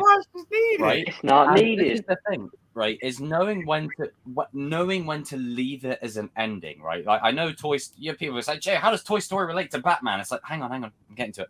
Like the point is that knowing when to end it, because what's going to happen now is if they do, I don't know, The Dark Knight Returns, it's like, but Joseph Gordon-Levitt's taking like the role now. Like, so what are you going to cheapen his role and bring Bale back and then give him lectures and like that's not going to make for a good. And it retroactively ruins the ending of the third one, and I don't like that. So in this case, leave it as it is. You know, we don't need to see like, you know, some random thing where Alfred like buggers off to go and make, you know, old school meal, you know, and he leaves Joseph Gordon-Levitt to his own devices. Like I said, it goes back down to this: who's gonna be the villain? Like that's all I'm worried about. Like the villain. Because, I mean, honestly, the only reason why I like the trilogy for Nolan is because of the villains. It ain't because of Bale, Bat, or anything like that. Like, it's because the villains were, like, so interesting. So, that's just me. But I'm thinking maybe is Ra's al Ghul going to return? I mean, he is the Lazarus Pit or whatever. So, yeah, I don't know. You just could see us discussing this, like trying to figure out the script and what it will be, is giving us headaches as we speak. Yeah, like it's great the era that we're living in, where like Toby's come back, Andrew's come back, Hayden and Ewan have come back, and all that. Regardless of the content, we need Rick Grimes to come back, but Andrew Lincoln. Andrew Lincoln, yeah, they better bring him back in. And when I say they bring Andrew Lincoln back, they don't bring him back for 5 seconds at the end to set up his movies. No. You bring that mofo back, that chorus screaming mofo back, you know, for at least the final 3 or 4 episodes. Don't do us like that, AMC, you little cheap bastards. But, you know, just trying to drip feed us a little bit more. But knowing when to end it is so crucial. It's so important because every story needs a conclusion. Like I was saying this the other day. I cannot believe we're in a world, right? And we've still got 2 movies to see it play out. But I cannot believe we're in a world where Fast and Furious will have a better saga ending than most things. Jurassic World, stinker. Star Wars, stinker. Like, Fast and Furious is going to have a better ending. And I love Fast and Furious, you know, family and all that kind of stuff, you know, and, you know... Family. And, you know, and Vin Diesel like grunting and whatever. But you know, it's like that gets a good ending. I mean, we have yet to see it, but it's going to get a fun ending regardless. And all these other things don't. You know, it's just knowing when to end it is so crucial. You know, it'd be great to see Bale again, but I don't know. I mean, No Way Home shows how to do it. As you said, Doctor Strange shows not how to do it, and it can just ruin everything that they did all those years ago. And if they ruin it, I mean, it will be guaranteed to make money, so they will be up for it. But money doesn't always guarantee success in terms of how good the movie will be. I mean, look at Doctor Strange, that sort of thing. I mean, everybody thought it would be good, and it was 6 out of 10 ish, even that. So. Because I'm a mother, Evan. You know what? I was watching Prison Break today, and the mother of the main character who left her kids at birth, let people chase them around the country like dogs and whatever else, and almost be killed. She said, "I'm your mother." I got serious Wanda vibes from that. Yeah, and she was Oh, actually wonder why. she was actually the endgame villain of the show as well. So just throwing it out there, all these Wanda stands that are like, hey, yes, Queen, slay. It's like, no, you're an idiot. But yeah, that's basically my consensus on it. Does anyone else have anything to add regarding like this or? If a fourth film can come out, I only watch it unless Chris Nolan gets full control. Mm-hmm. I mean, Chris Nolan really knows how to make a film very realistic. And if you all have not seen our live streams in the past couple of weeks from the trilogy, we're going to watch the Dark Knight Rises next week. I'm kind of very curious if they decide to do a Dark Knight, I will 100% support Chris Nolan and Chris Bale's decisions. And only the studio gives them full control. If they don't, this is where things going to go to a disaster. We don't want to have a very repetitive like Batman Forever, where the studio took completely control and they turned it into a complete toy commercial. We don't want that. We want the Batman that we know. Every director has their own version of Batman, and they bring it to our big screens. Like Tim Burton's Batman, that's this version of Batman. Chris Nolan, Joe Schumacher's Batman kind of altered a bit. Christopher Nolan, his version of Batman being on our modern times. Zack Snyder's murdering Batman. That's why I see it. And I will only see it unless they did tell Chris Nolan has 100% full control. And I trust a lot of Chris Nolan's directions. Although The Dark Knight Rises may not be as best, it's still a great film. It still feels the same like the last two. That's the only thing the only reason I'm going to be bored in is whether they give him full control in the entire film, and yeah, that's the only thing that I need to say. If he doesn't, we're gonna get the toy commercial version of Joe Schumacher. We all never get it. The toy commercial version. Yeah, very much so. Very much so. But I think on that, we could probably transition to the next topic. Next. We're all kind of in unanimous agreement. As normal, until some of the more controversial shite starts cropping back up again. What is our next topic? Well, so we're going to go down some memory lane on The Incredible Hulk. But Chris, I want you to start out first. Whatever on this one, since you're first of all, I want to make this very, very, very, very simplistic. I'm going to start off from chronologically from Jacob first, because my words speak much louder than the rest of these guys for this film. And for those of you who are watching right now, my words speak a lot louder. Absolutely. Our opinion does not matter. It's Christian lives matter. Apex lives matter. So we're going to begin with Jacob first. We're going to transition to every last one of these boys here. I'm going to go last because my words are much louder than everyone else's. All right, man. Remember, you only got 5.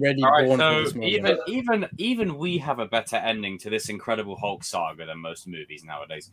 Okay, so I won't spend too long on this, but I'll simply say that I never really had any issues with this movie when it came out. I really thoroughly enjoyed it. Like, I think once I started going on the internet and seeing people just ransacking it and trashing it for literally barely not many reasons, I was like, what's there to hate? Like, the movie's pretty good. Tim Roth does a great job. Edward Norton's good. Probably the best one out of the bunch. Like, and this version of Hulk here would have absolutely decimated anyone in the MCU. Like, this Hulk against Thanos. Now, I wouldn't have minded seeing that.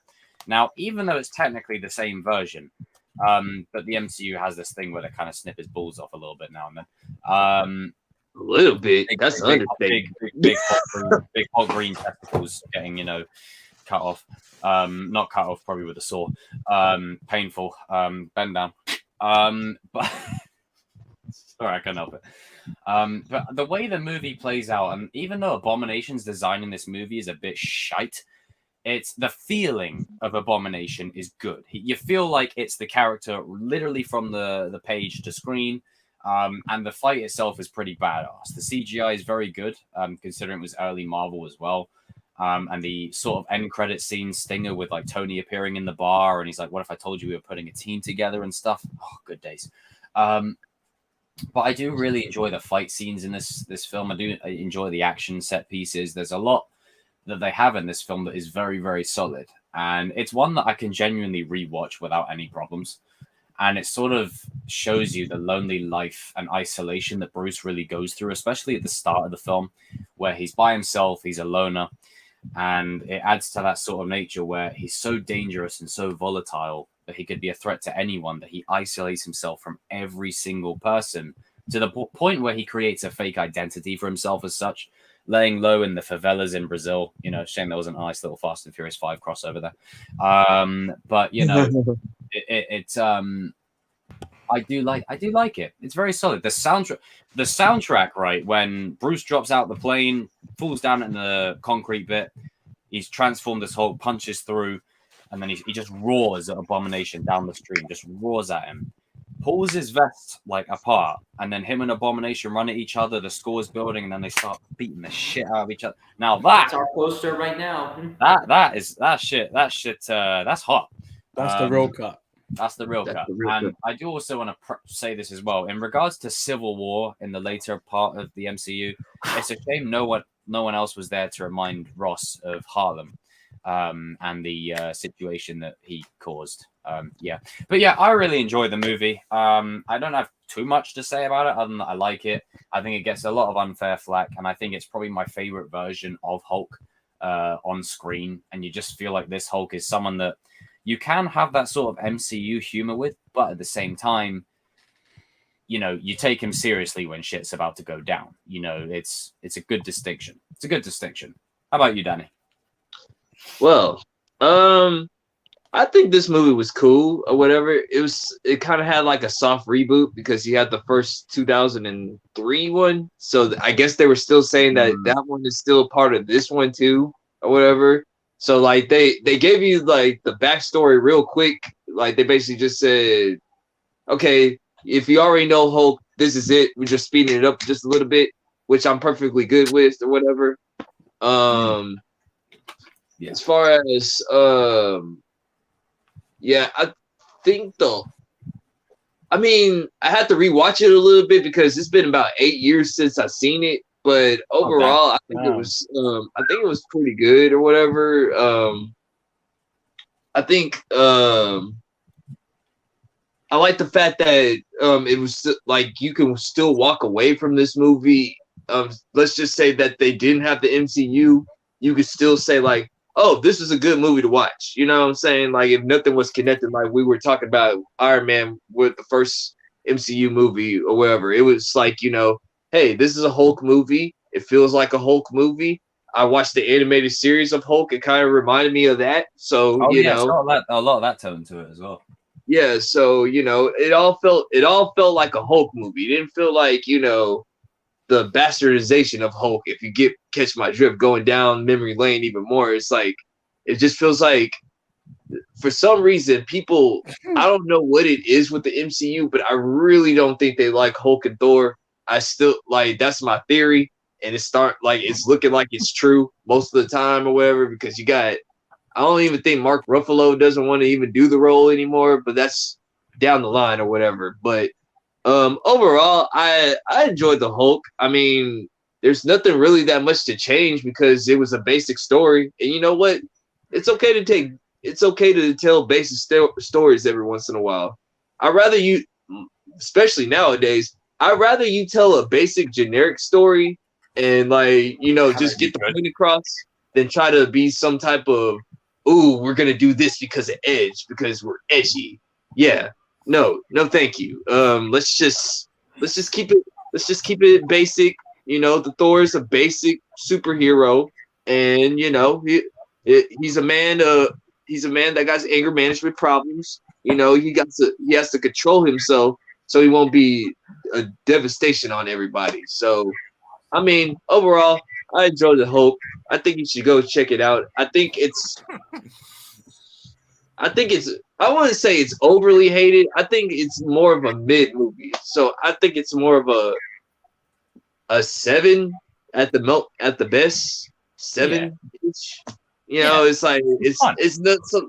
Like I said, it took me 8 years just to rewatch it again. So, but you know, that's just me. Evan, my boy, you're next. Yeah. Source. Well, I've had it on during like the whole stream, and I've probably been watching most of it. And it's a good movie. I don't get why people are hating on it.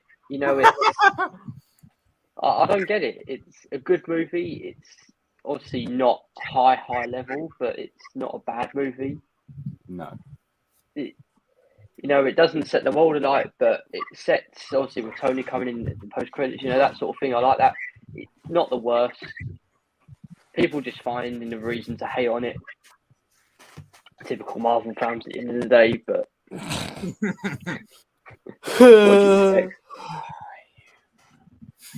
Nice yawn, Shimu. It's a good movie. I mean, there's nothing to really go on about, but it's not much to say. Is there? Be honest. What else do you want me to say? Not much to say. Fair enough. He's enjoying it so much. Take It's your like, time. you We guys, have let me all watch time the of film. day for this. What did you say, sir? Put your camera back on. What was it? So I presume, Evan, I you're said kind of we in the have same all camp as time. us. Hold on, I'm talking there. So I presume you're in the same kind of camp as us, Evan. We're kind of in, again, unanimous agreement with it. It's sort of like the theme of this stream, unanimous agreement. But Well, we're all nuanced, so that's why. Yeah. That's it, exactly. Now, Mr. Goat, enjoying that lovely bowl of oats right there. Can you, your opinion, please, sir. Stop eating, making me feel jealous. Son of a bitch. Right. Well, Yeah, screw you, RJ. I'm getting hungry now. Yeah, you're making me. I hit my calorie intake for the day, and I'm hungry even more. Carry on. anyway, this movie I really enjoyed it. It's one of my favorite MCU movies. Ed Norton as Bruce Banner, Fantastic casting. It really shows the brutality of Hulk and what happens when you really push him. And Abomination. I don't care if anybody said Abomination was badass. Tim Roth nailed that role. He killed it. And now they're making him a joke.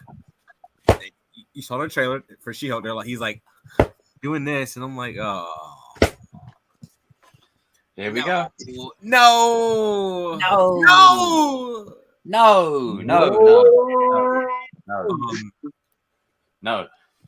I think her name was Liv Tyler. She was good in the film as well. She was fine. Yeah, she was. I really do feel bad for Bruce because he can't make oatmeal in this movie. I really feel bad for him on that. I was saying this before. Jeez, because if he turn into the Hulk, he can't make oatmeal. He can't. Green. And I feel bad for that part. I can't get too excited. Like, I won't explain the full details, but imagine if it gets a bit far, and then he's in, and then too excited, and then he even says that. He said like I can't get too excited. I was like, damn, Bruce. Could you imagine if it was actually, like if that happened while he was? Carry on. Also, they just forgot about her in the future. Like, yeah, they don't mention her ever again. Her at all. Like, so yeah, it's one of them things where I say King, like, it's just don't ask questions. Don't ask questions. Oh, I gotta ask the question now. Where is she? How come she gone? Like, is we gonna see her again? I mean, surely she said about the Avengers and stuff. Like, what the hell's going on? No, she died before the thing, so she's probably just. You know what? She probably makes an appearance in the She-Hulk thing. I'm not gonna watch it, but like. Oh, her and Mark Ruffalo on screen. Oh, that's going to be awkward as hell. Oh, God. Oh. But carry on, RJ. I like it. This movie sets up the future of the MCU, and also it makes Civil War better. Like, even though Civil War is great, top tier film, it establishes what Ross. Sorry. Even though at the end he's okay. Yeah, at the end, he's responsible for the Harlem stuff, but I like the film. I don't know what the hell that was. Sorry. I sneezed earlier. No. Sorry, RJ. Was that the conclusion. Well, that's a conclusion. Oh, fuck. All right. Ow. I'm Oh, basically the same shit. as Evan and Oh, that Jacob. Evan, Jacob, and RJ on this because, like, I just basically think that this film got overhated out of nowhere. Probably some idiot on Twitter going, "Oh, this film is not that good," and then all these MCU bandwagons just start going, "Yeah, this film sucks. It's not good." It's like, well, before you were even born, there was actual people that really like Marvel and that actually understand what they were trying to achieve with it.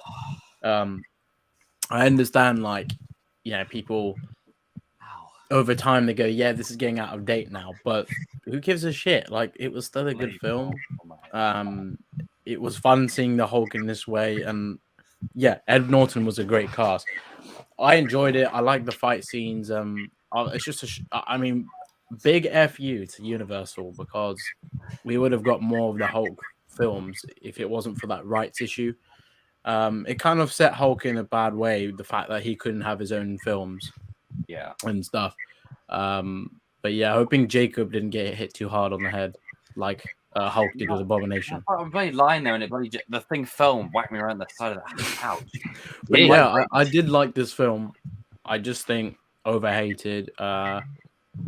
It's not that bad. No. You can still enjoy it. It's not like terrible or anything. I thought it was very good, like first introduction to the MCU as well, and the setup with Iron Man at the end, that was pretty cool to build up to the Avengers. Yeah, I enjoyed it. I think the score hits when that scene ends in. The score was awesome, and like it's definitely an underrated film. I enjoyed it. I didn't watch it too long ago, and I'm like, there's some iconic moments in it, like smash that scene. Still one of my favorite. He literally strangles Abomination into submission like that. Yeah. And it's only because it's oatmeal told him to chill out. Well, Thanos would have been pissing his pants if this Hulk came screaming at him. Goddamn right. So yeah, that's my stance on it. Christian Cage has obviously got a big. And here we go. 5 minutes. Pass it over to the man from Cyprus. All right. So to begin with, this film itself is really great. It really depicted what Bruce and Hulk should be, because this isn't a person who is enjoying his power. This is a person who is more like they botched an experiment that went wrong. It went wrong so bad. And in the very beginning of the credits, where it showcases the montage where everything went completely wrong and the memories between Bruce's utmost horrific things when he was in the viewpoint of Hulk's, it was really messed up. It was messed up. He couldn't do anything while he's inside of the Hulk's mindset. And as in the rest of the film, we see why Bruce Banner, what he was doing. But most of the people that don't know, in the very before the montage, there was a deleted scene that Bruce was on the Arctic, walking in the winter, and when he reached the edge, he pulled a revolver to shoot himself in the head, to shoot himself, because he doesn't want any people to get hurt because of his own actions, and that's really messed up. For him flashing back for what happened to Betty. Shut up, Abass. Keep going. Out of the question, man. What is wrong with you, bro? You have chosen death. As I was saying, not a joke. Carry on, Christian. The reason they removed this deleted scene was because it's going to be too much for the younger viewers. Too much. Why would you do that, man? Fuck's sakes.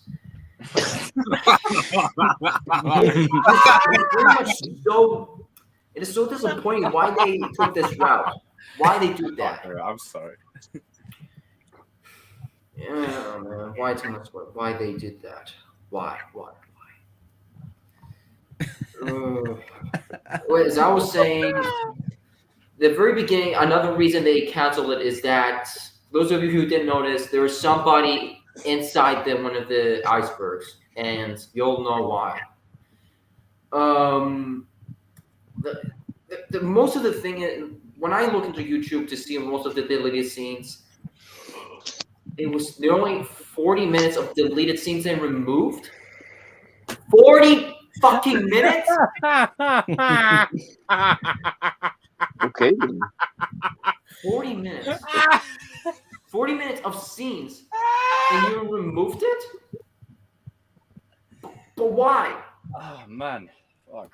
And just to remind everybody, that was way before Marvel was bought by Disney. Way before. And they wanted a short runtime, whereas Louis Leterrier and the director and Edward Norton, they both fought to get the extended cut. Both of these guys did. But They didn't get their Snyder the cut. company got it. Yeah. And what we got is just a small version of what we have saw.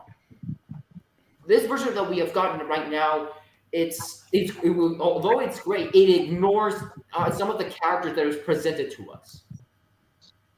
That's a very problematic issue. When they introduce it to a character, they need to showcase why they're important. What is the most strong point of what they have?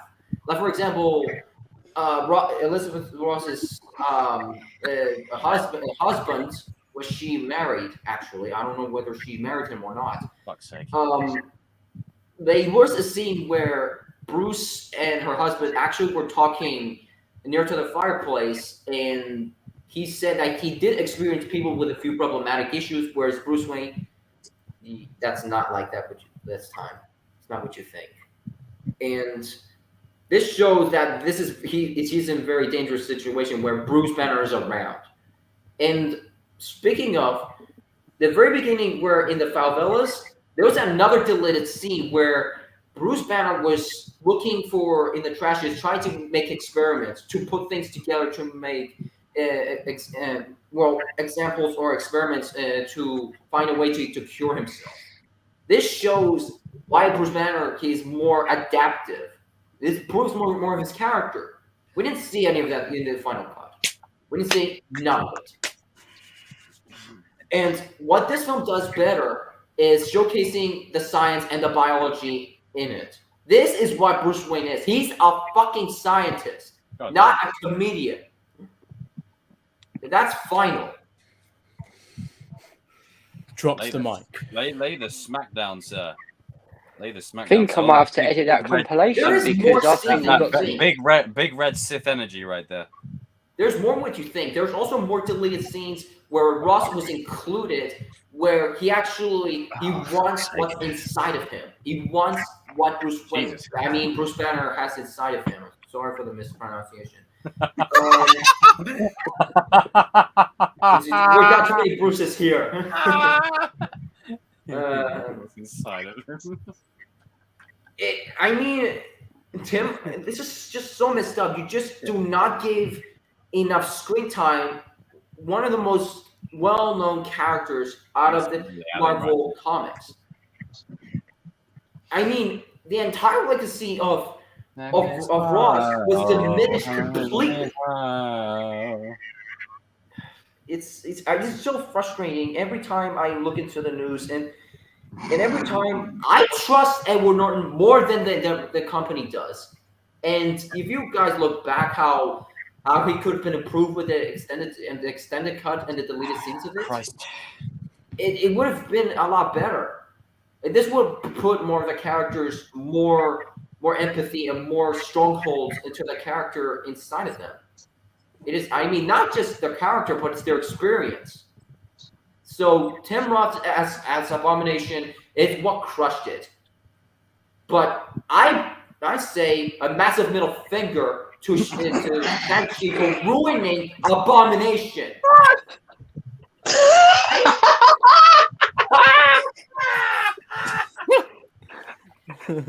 Tell Christian. You brought Abomination back just to get hit by a damn wizard? A freaking wizard, really? This guy got hit by the Hulk multiple times, and he got hit by his own punch? That's to you. It's just ridiculous why they went to such a direction. Why they went to this direction. Yeah, man. Just poor choices, poor decisions. corporate, all that kind of jazz. I mean, what sucks mostly before the release of the film, you know what made public? It's the entire debate behind the scenes between Edward Norton and the producers. This is the issue that went way before the film's release. And just to let you all know, Edward Norton was a second screenplay because they had an original screenplay in the very beginning, but he left to do other projects. And this is where Edward Norton steps in to do the screenplay. And he was proud to do of the result of it. And the thing is, after when Edward Norton said he found he was a big fan of Christopher Nolan's Dark Knight. He's a big fan. He finds the Hulk and Batman very mythic. And this is what I see it as well. They're both mythic beings that they actually have a strong motivation and they have a purpose. And the thing is, when Bruce Banner actually, what I was going to say, there are so many cameos in this film that you'll think. It is not just Lou Ferrigno, the original Hulk, or Stan Lee. They also feature the original voice of Spider-Man in this film. The original voice. The original voice. If you guys don't know him, you guys should know from the very beginning. Google. I mean, if you guys look behind the scenes, the Abomination design is by far the most complicated design they ever did. It is not just his structure, but it's also his bones sticking out, his muscles sticking in his stone. This shows how much complications they have faced. And one of my favorite scenes is when he fully threw that massive boulder out of the sky, then roared, and the lightning starts thundering down, showcasing his rage. This is by far the most best VFX ever done. And damn right. And some of the effects were kind of a little bit out of the place because of the time they have in schedule. Because way before Iron Man was released, they actually had troubles with time scheduling. They only had a short time to do the VFX work. It was to a tiny time. That's a lot of pressure for a VFX artist to do. Oh man. And the final coup de grace. The final coup de grace was why they did not continue a fucking sequel while the leader is still active. Where is the leader? Where is he? He's nowhere. Come on. Where is the leader? This is actually a great question. Where the hell did that geezer go? Well, I hope he This appears whole in way She-Hulk. eradicate everybody in his. Oh man. This guy was fearless. He did zero fucks. I think we got D23 announcements coming on soon. Yeah. Like, am I right, Jacob? Yeah. So, yeah, we got to get to the D23 stuff, but get to your end game, sir. Get to your end game. One conclusion. One conclusion. Although Marvel has released Summarize it in 20 words or less. I would rather see the Hulk sequel than the Marvel piece of garbage they gave me in my face. That would be the whole. There we go. Yeah, that's what I'm talking about. Yeah. Woo! Wait, isn't that the MCU sequel too? Stick a fork in the but yeah. Okay. I think in this next. I will send links of information for those of you who are not aware. Okay. Start a movement. Next topic. Apex Rises. Yeah, thank you for letting me start the next topic. Release the Apex cut. Okay, so no. Bro, that's going in the Release compilation. The Norton cut. The fuck thing. yeah, so like the next segment, we're gonna go ahead, and I think this one should be a little bit of real free for all. Is the D23 announcements. So Shamoon, I know you're a little bit more deep into the Marvel stuff on that one. So I'll let you take over on that one, man. Yeah. Okay, I appreciate that. Like, I'm actually very glad you started with me because I'm so hyped that I can't really wait. But you guys might have heard there was a few insiders saying that this San Diego Comic-Con with the Marvel panel returning after 3 years, this might be better than 2019 and 2016. That's the like expectation for it. I don't want to get too hyped of it, but I'm expecting us to hear. I'll go straight into it. So like Fantastic Four, we'll get big updates on it. I'm sure they will unveil who's been casted, who's directing. I'm hoping we all see Krasinski, and then obviously the projects that they already announced, they will probably give us first teasers. Like for Guardians 3, Ant-Man. I want to see more on Adam Warlock. I want to see his first look. I want to see all that shit. Obviously, there's going to be a fuckload of Disney Plus series. I mean, we need to get updates on like Daredevil and what's going on with like Punisher and those types of characters. What's the next big project? What's the next one? When can we expect the next Avengers? Obviously, we've got big groups coming in with Fantastic Four, X-Men, and then there's other ones. I mean, when is Squadron Supreme gonna come in? I mean, that's a group we have not seen yet. We're going cosmic. Guardians is coming to an end, and that really created the cosmic side to the MCU. I mean, obviously they've got their team. There's Nova, these characters, but I mean, Nova's not even here yet. When are we going to see those guys? I want to see Hyperion. We gotta get some of these OP mofos in, like for cosmic, because apart from Kang, you got Galactus and all these big mofos out there, Celestials that could easily like kill off planets and loads of the inhabitants. I mean, probably get that in the next Eternals, but even though that film was okay, wasn't a big fan. But no, I'm expecting some big cast announcements. Maybe who's Doctor Doom. But I mean, how are you guys feeling about it though? Because I'm pretty hyped knowing that we're gonna get something huge. I mean, don't get your hopes up. In this form. I mean, at the moment, I'm cautiously optimistic. Like, I'm excited to see where they're gonna go, but the way that fucking my bloody camera, for Christ's sake. There we go. This actually works now when the camera goes out of focus. But the way Phase 4 has gone for me has been so iffy that I do hope the next phase is better. And I feel the same.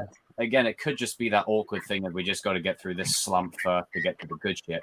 But we will see. Like, I'm confident that Fantastic Four is going to be in the mix. They'll probably start mentioning mutants a bit more. I'm sure we'll get something on X-Men. Yeah, we'll definitely get something bigger. We'll get something. But the logo, at least. That's where the incursion will come in. So I'll touch upon that briefly. The incursion that they've got going in Doctor Strange 2, I think that version of Scarlet Witch is probably Magneto's daughter. And then the incursion will merge the two together as if it was one Earth. That's how going to create. That's how they're going to work. Because then that way, like, that's a very good point. You can't do the X-Men without keeping their history there. You need to keep that intact. Like, I don't buy... Like, with Eternals, they retconned them into the story and said they didn't interfere because of bullshit or whatever. Like, okay, all right. But you can't do that with the X-Men who live just down the road from a city that's been attacked, like, 4 times now. Like, they can't do it every single time. Yeah. Like, so I think the incursion can be used to say, hey, on this Earth, they were always there. But on this Earth, they were never there. But now... they are. That way you don't undo Scarlet Witch's original story, like with her family and WandaVision and all that kind of stuff. You still keep it true, but the incursion is like what No Way Home was for Spider-Man, in essence, is a soft reboot. Getting it more in line with what we see in the comics kind of stuff. Captain America 4 will probably get a bit on that. Oh, yeah, that's a big one. For the love of God, can you make Mr. Bucky the White Wolf? Please, go all in. White Wolf. None of that Winter Soldier. White Wolf. Please. I need that. I mean, I thought in the next Black Panther we would get White Wolf. I think me and King we spoke about this a while ago about something like this offline. I mean, they had plans to use him in the first Black Panther, but because of the way the story plays out, and this is Ryan Coogler's words, not mine. They didn't like the idea of like this battle between tribes and this, former terrorist going around. Point. Yeah. Yeah. Yeah. So That makes sense. But reformed Bucky, that could have worked, but they might have to tweak a few things.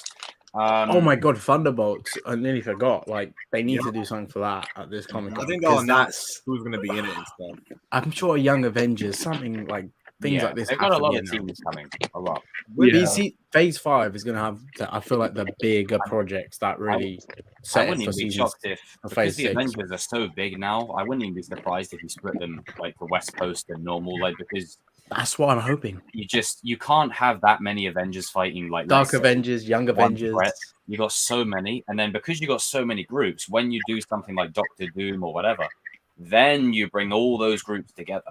Yeah, because apart from Guardians, main Avengers, I mean, what's going to happen with the main Avengers? They become the new Avengers, like you said, West Coast Avengers. Then you got Young Avengers. Then you got X-Men, Fantastic Four. They could introduce new groups. I mean, you already have with Eternals. Inhumans could make a return properly. Properly introduce Black Bolt. And also, Blade will be coming in phase. We can't forget the Midnight Suns, the actual Midnight Suns, not the freaking game. Okay, the Defenders. Don't bring that shit up. You've got a lot of groups that Squadron Supreme is just one thing out of it. There's so many groups. I just hope they're not biting off more than they can do with doing too many. I think they will introduce them slowly, like with the next with like Squadron Supreme. You introduce Hyperion in the next Eternals, for example. Let's pull up this image. I might make this the background as well. But, I'm excited My because take on it is I'm not really worried about them coming over. I'm more of like on the writing aspect of it. That's all I really care about. Like I'm just like, okay, I need to know who's writing. That's all I'm going to be looking at. Like, I'm past that phase of, ooh, we got this. No, I need to know who's writing this. Who's writing this? I think is it the Loki writers? Yeah. Wait, I gotta tell you guys. Writers? You feel me? Like, that's really how I see with the MCU right now. I'm looking at the writing history before I even. Yeah, I agree with King. Before I even get like, nah, because you guys done messed up in phase 4. That is just done. You can't say if they're gonna do X-Men, keep Wolverine out of it till like later on. Yeah, I think Wolverine will be the last one. They'll make it. You got to treat him like Tommy in Power Rangers. They'll introduce everybody else, then they'll just have Wolverine come in. Yeah, because if they're gonna do this, and I know we talked about it, is like I think Armor Wars will probably set up maybe the X-Men probably because of like Tony's technology with the Sentinels, probably all that stuff. Yeah, and so I don't know. Well. I don't know. Namor next phase as well. Namor looking like Shia LaBeouf. I just gotta say what King just said there is actually a good point because Tony Stark's tech. I mean, just to give you a little quick point, like the whole thing with Spider-Man, we don't know how exactly. I mean, yeah, he got his powers from the spider, but with that new little animated series coming, we're gonna find out how Tom Spider-Man got his powers. We don't know if it was a Stark experiment or what exactly. So that would be perfect for the X-Men and the whole mutant stuff, like with Weapon X and stuff like that. Yeah. And then they could also bring in the Inhumans properly. Like, they could really integrate them with the Terrigen stuff. And make Black Bolt more OP than Wanda just to piss me off. Yeah, and don't have any of that, what mouth crap in the next phase, please. That was fun. Yeah, or just basically that he uses his mouth, Wanda can't even stop him. Stupid bitch. But me and Shamu was discussing this offline, and we were saying like maybe in that universe, what if the Magneto wants to get revenge on Wanda? Because there's one thing that you just don't do. You don't mess with Charles Xavier if Eric is that whole universe is effed. They've lost their leaders. So me and King were saying they're going to be out for blood. I mean, when they find out Scarlet Witch is behind it. Yeah, they're gonna want to rip into Earth 616. Scarlet Witch. You see Wanda. Come here. Let's have a little quick chat. You're making everyone else's. You're making your problems everyone else's. Now you've caused a multiversal problem because you lost. The thing is, Charles and Eric, they balance one another. Like they do balance one another. Absolutely. if there's no Professor X to like chill out Magneto, we're all screwed. Like, No, facts. it's like Magneto doesn't attack people as much like they claim he does. He does terrorist type of stuff, but like Charles talks with him like, "Yo, come on, man, you got a code." That's like, the come on, thing. stop. Like, People are missing the point how close these two are. yeah, They're like it's like brothers, Johnny and Daniel, basically. different motives. Yeah, The thing is, though, I think this whole incursion thing, honestly, I think they could set up secret wars with them merging the Earth.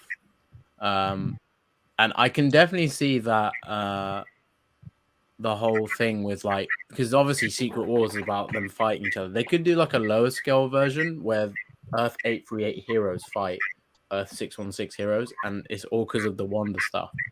But they're gonna like blame that Earth's gonna blame that Earth, but they have to fight each other to survive, right?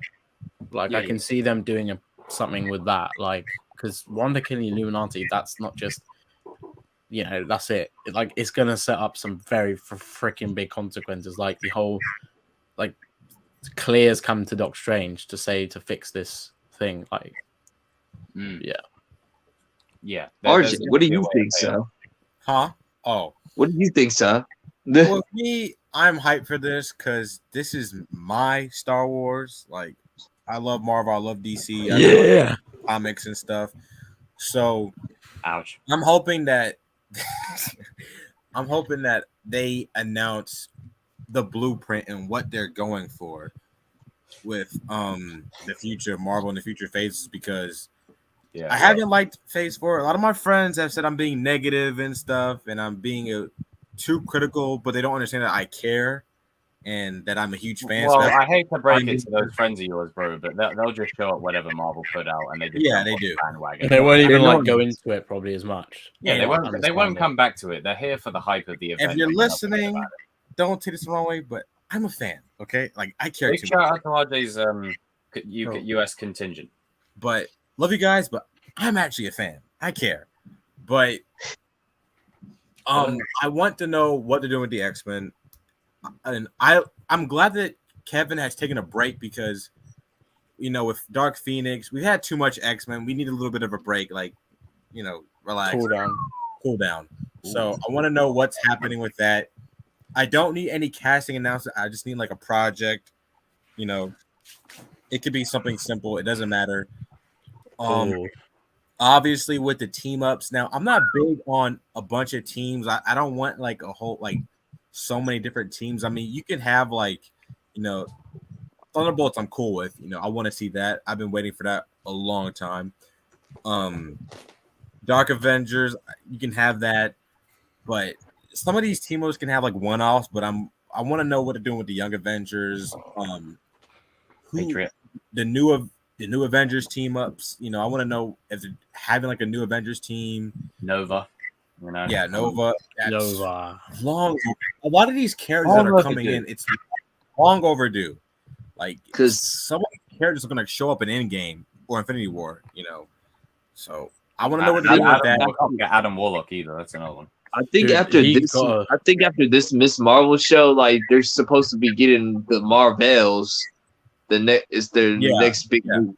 Yeah. So like with this is obviously like the movie front of it. It's not like the Disney Plus show. So we're gonna get movies. I'm expecting like movies, maybe TV, maybe like one or two TV shows, maybe TV show here or there. But they really don't need to do TV shows. I'm expecting mostly movies. Fantastic Four casting announcement. That is what I am waiting for. It's time that we get the Fantastic Four casting announcement and a new director.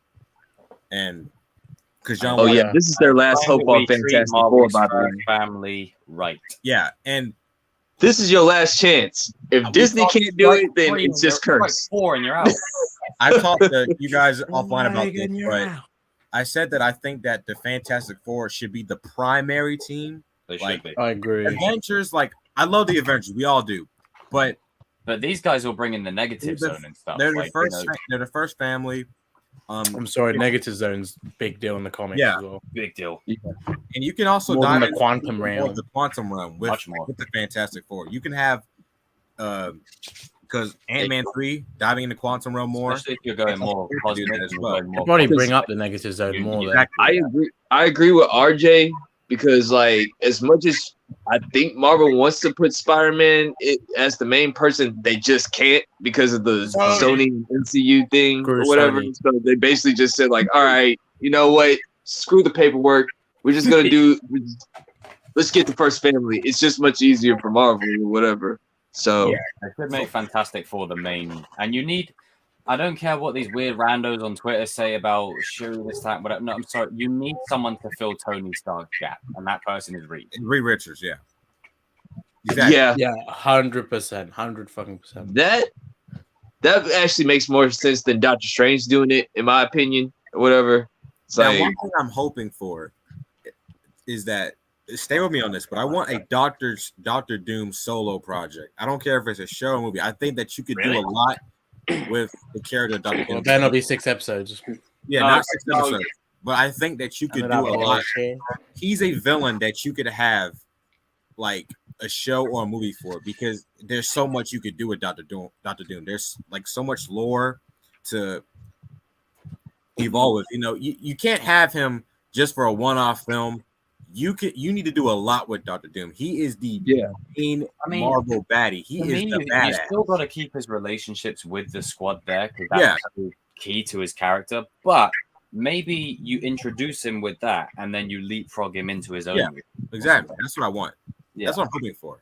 But I do want Adam Driver to do it. Like, you know, I do too. But I will say my fan casting as well, as I said to you boys, as much as Adam Driver's probably perfect, like the way he's done his roles, Hayden Christensen has to be yes. Well, Hayden Christensen. Mind it. Oh, I love that, bro. When Shamoon said it mind offline, when he said it, I was like, oh, you son of a bitch. Oh, man. Did you think of, Thomas Ian Griffith, the way he speaks now as Terry Silver? Like, you can obviously tell he's got older. Hayden's got that same vibe. I think that is fucking perfect for Doctor Doom. And then you can get that. It's just like as much rage as and everything with Doctor Doom. You're gonna need to do something with the voice though, just because for Doctor Doom he's got a really menacing voice, like it's really deep. Yeah, like, I mean, they could always have. That's why I just say Adam Driver will probably be my personal choice because he just already done that role or whatever. But the thing is with Adam, it's more realistic because obviously he's a little bit younger. He could commit to something like Marvel, and he's never done anything like this. Want to do it. And the voice thing, you could always do. I think we've all said this before. You could do a separate voice actor for the voice when he's got the suit, and then obviously the actor can play him. But I think with Doctor Doom, like I think it's better to have it just as one voice actor.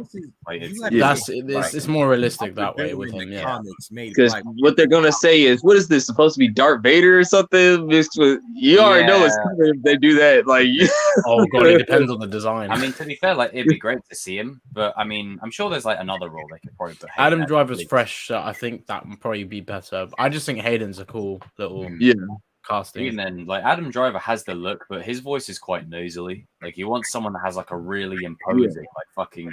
You know how like Giancarlo Esposito speaks in his speeches? Like you need someone with that kind of timbre in their voice. Yeah, some kind of compound.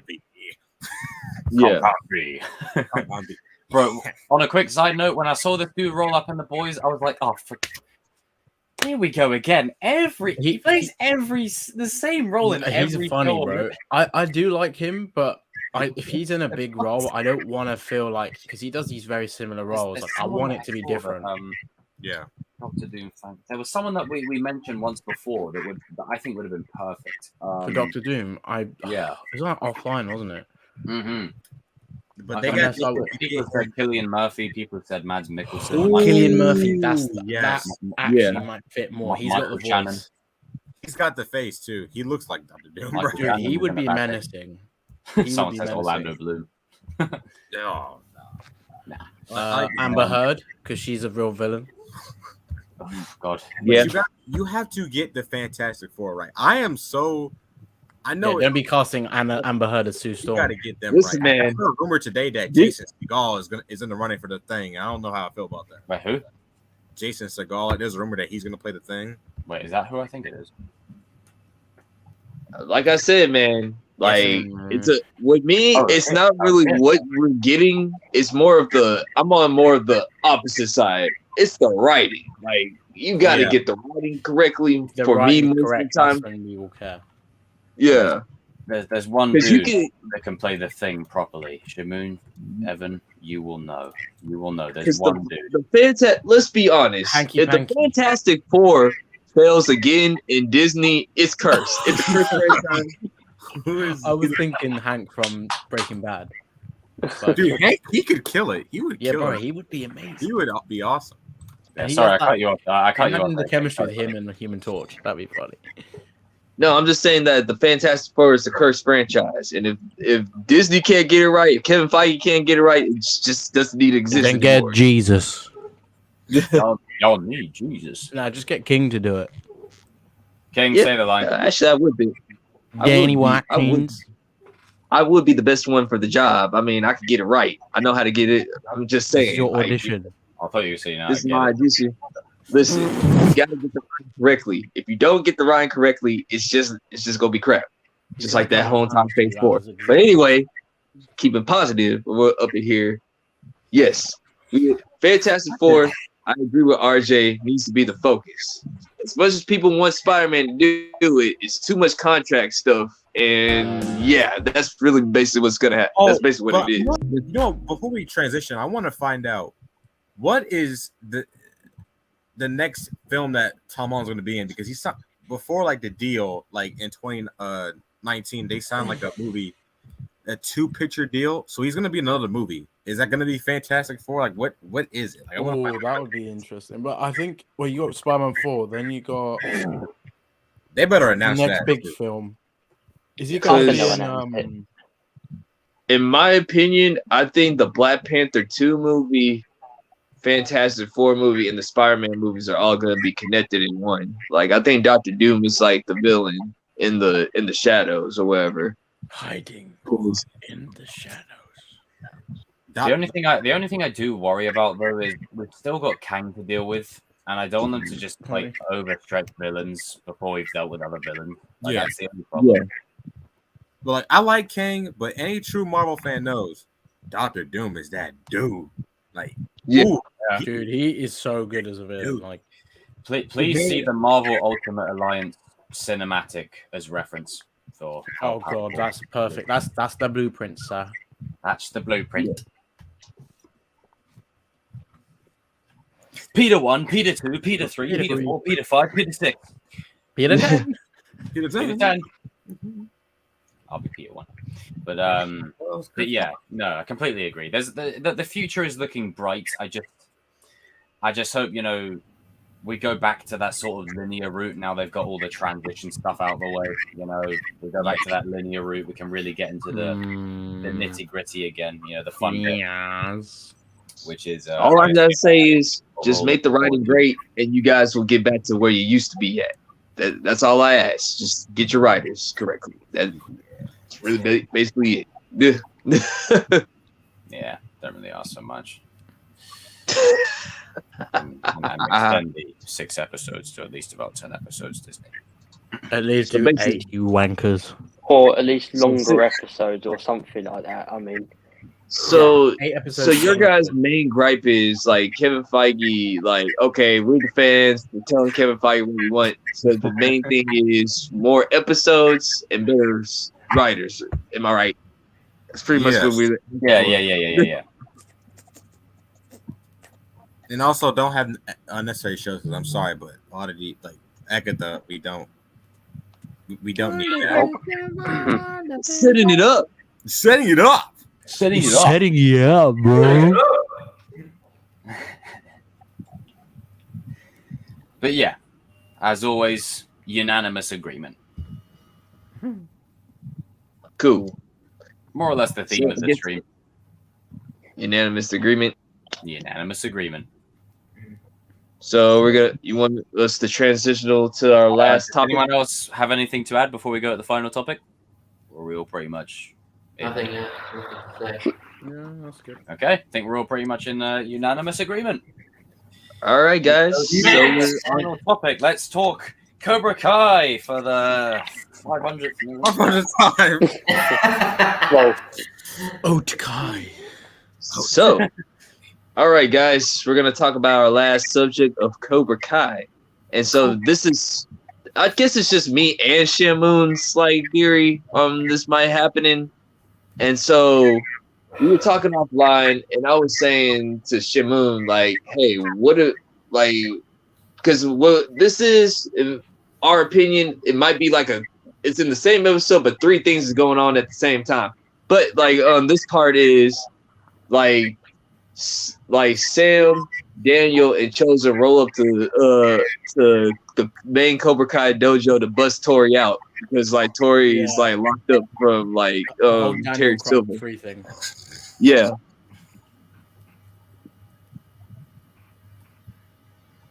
Oh, well, Wait, I thought that was like an opening for like one of you two to kick it off. Like Oh, Oh, we oh, going- yeah, sorry. wait, Oh, okay. You guys elaborate. Give me some more context to go on. oh, okay. So Yeah. I can start it out. And then So I'll just- basically, what we were saying was, can you just imagine, like, okay, like Terry Silver finds out that Tori's been training with Daniel on the side, or like he recognizes the movements like Shamoon was talking about, and like of course Terry Silver doesn't like to be double crossed. Like he locks Tori in some type of room or something like that. She's like nervous and crying or whatever. She tries to call Amanda. Sam picks up the phone. Like she can hear the Tori being terrified on the side of the phone. She tells Daniel. Daniel and Chosen pull up, and Sam is gonna be in the back with them, and just say like, all right, we gotta stop this dude. This dude's freaking crazy. So She says, "I'm you know. coming for you, bitch." To Terry Silver. No, it's like in a loving way. It's like, I'm coming for you, my bitch, My and bitch. you, I'm coming for you. Jesse. Yes.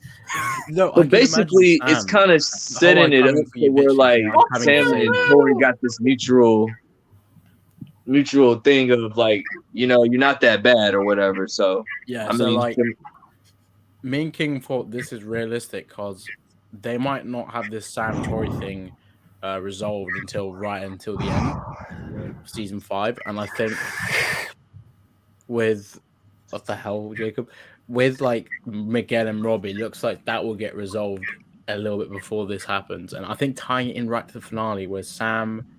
So I think by the end of the season, like Daniel's going to find out and really understand Tori more and like forgive her for the way she was being with Sam. And I think seeing Sam and Daniel try and save Tori is very big. Like it means Daniel forgives Tori, and also most importantly, Sam, actually understands Has a Tori, human respects side. her.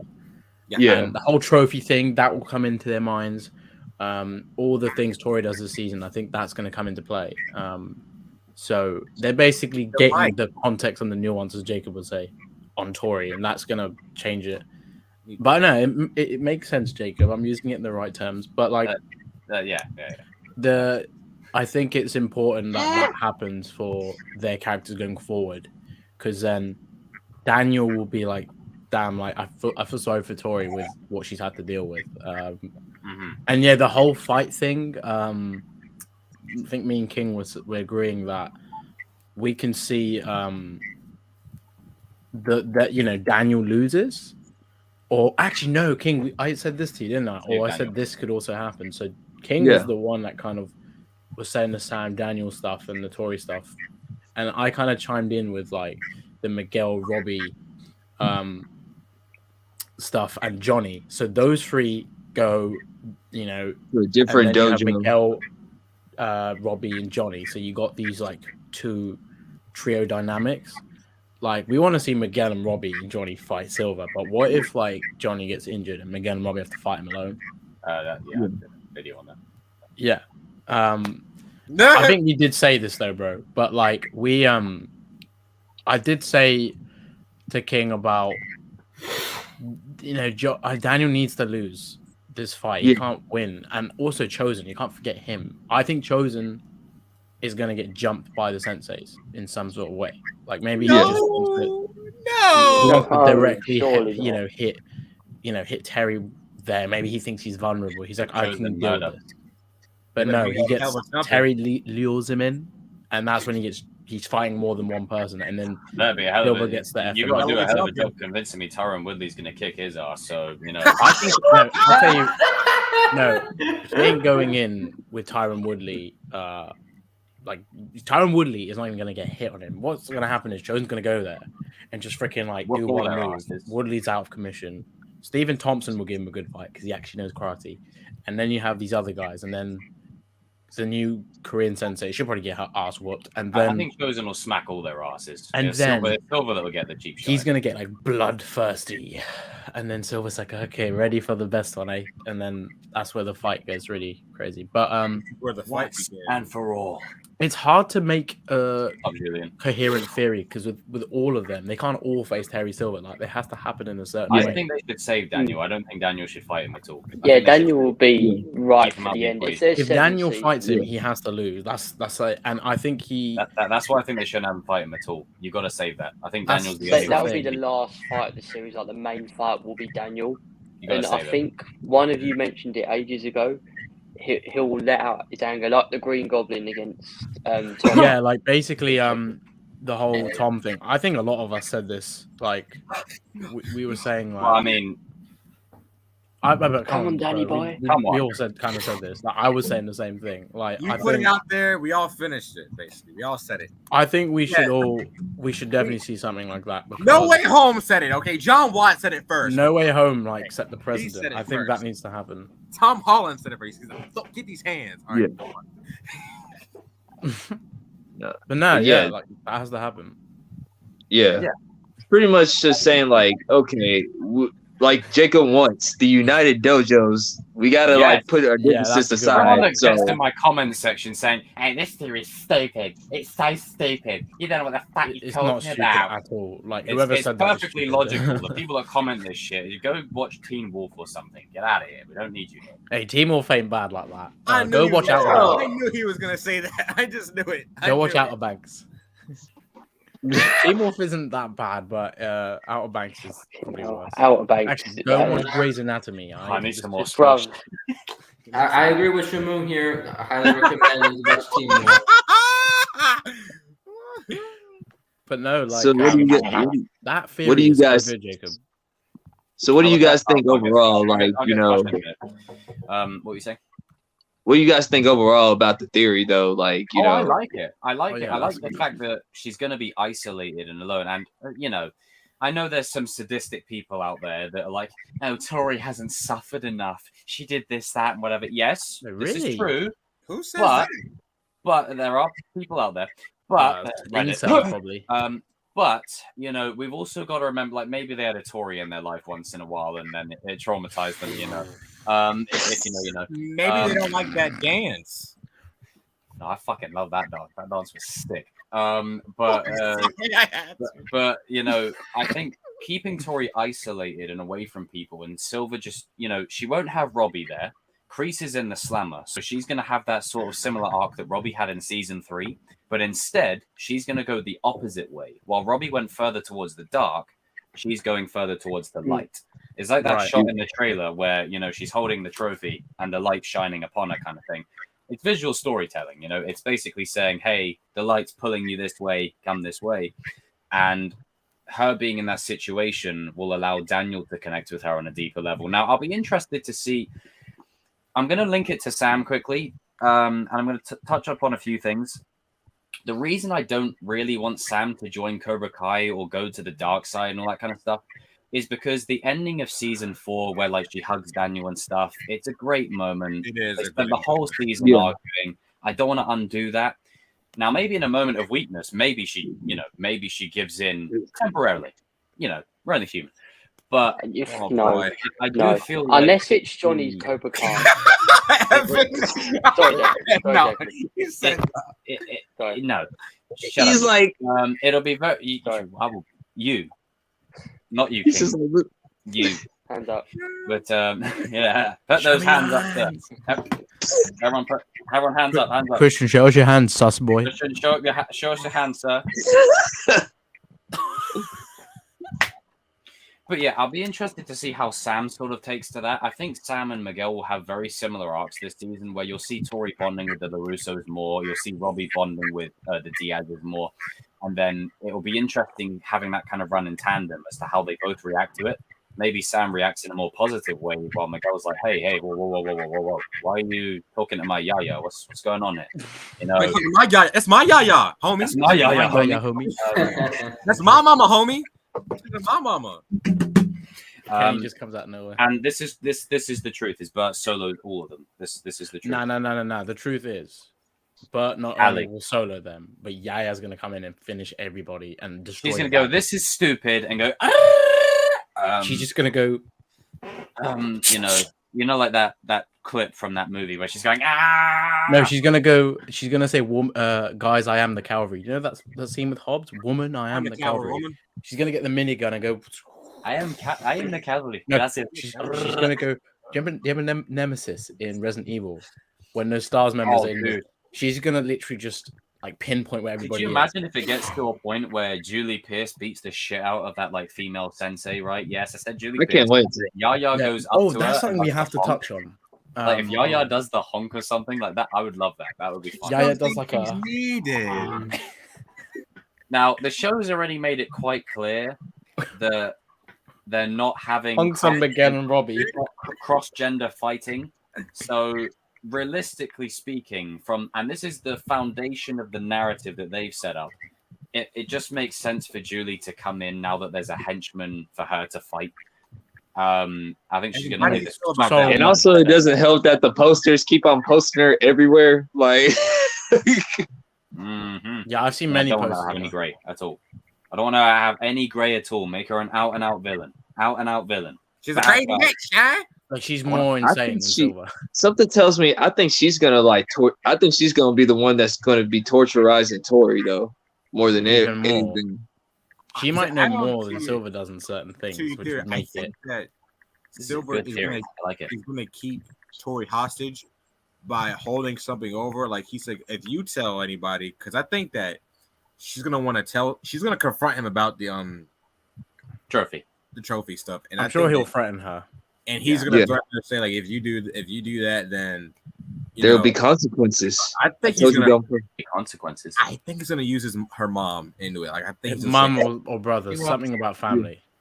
yeah, I Go think ahead, man. something because he could easily use like the legal stuff with her situation against her, and Yeah. So I think that's what he's gonna do. He will blackmail her. That's the side Yeah. of Silver we will Yeah. get this season, like a very evil. He's gonna nasty push side. her. Well, I'm scared in that scene in the trailer where like she's doing the Quicksilver technique and she's punching it. I think it's Rick, bro. I link it back to one of the things that I Try first to said get when I saw that is, what if he shows her his refined Quicksilver method? Maybe it's not the same as it used to be. Maybe it's much more Worse. brutal. It's worse, as Mr. there, and it's going to do more damage. And maybe Daniel picks up on this and tries teaching her methods to sort of defend against it. And Yeah. Secretly, Silver oh. recognizes that instantly, and he's like, "Hang on, that's my old move. How did you know that?" I didn't teach you that. It switches. Yeah. It switches from Karate Kid 3. It's like Exactly. a different like. universe. Yeah, Yeah. exactly. See, so Daniel teaches it to Tori to protect her, and then Silver's Yeah. like, "I didn't teach you that, Bro, There's that only is one smart person as I've- fuck. Yeah. There's only one person I've taught that. How did you know that?" Because the whole Yeah. thing with And then with, he's gonna say, "Danny boy."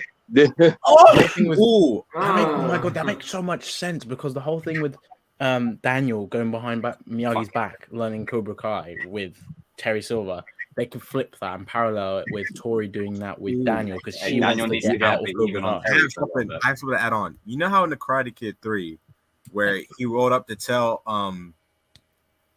Silver he doesn't want to train with him anymore, and then Yeah. Michael Burns rolls up. What if? Okay, I think that's where it happens, bro. what if Silver goes to Miyagi though, right, to confront Daniel? Like he finds out about it. We don't see Kreese for a while. He rolls out the back, Oh god. and then that's how the conflict starts to happen and stuff. because I'll put it like this: what if Daniel goes to visit Kreese, right? They have a conversation in the prison. Yeah, they have a conversation, right? But we don't know what the rest of the conversation is. Like they kind of reconcile, like they kind of forgive each other a little bit. I don't know how they'll do it. I don't know how they'll do it, but they'll do it. They're gonna plan something. Johnny is the key. Yeah. I think that if Silver rolls up, it's like a switcheroo of Karate Kid Part 3, but Kreese rolls out from the back, or like Chosen or something, and then that's how the fight begins and stuff. Something like that. That'd be nice.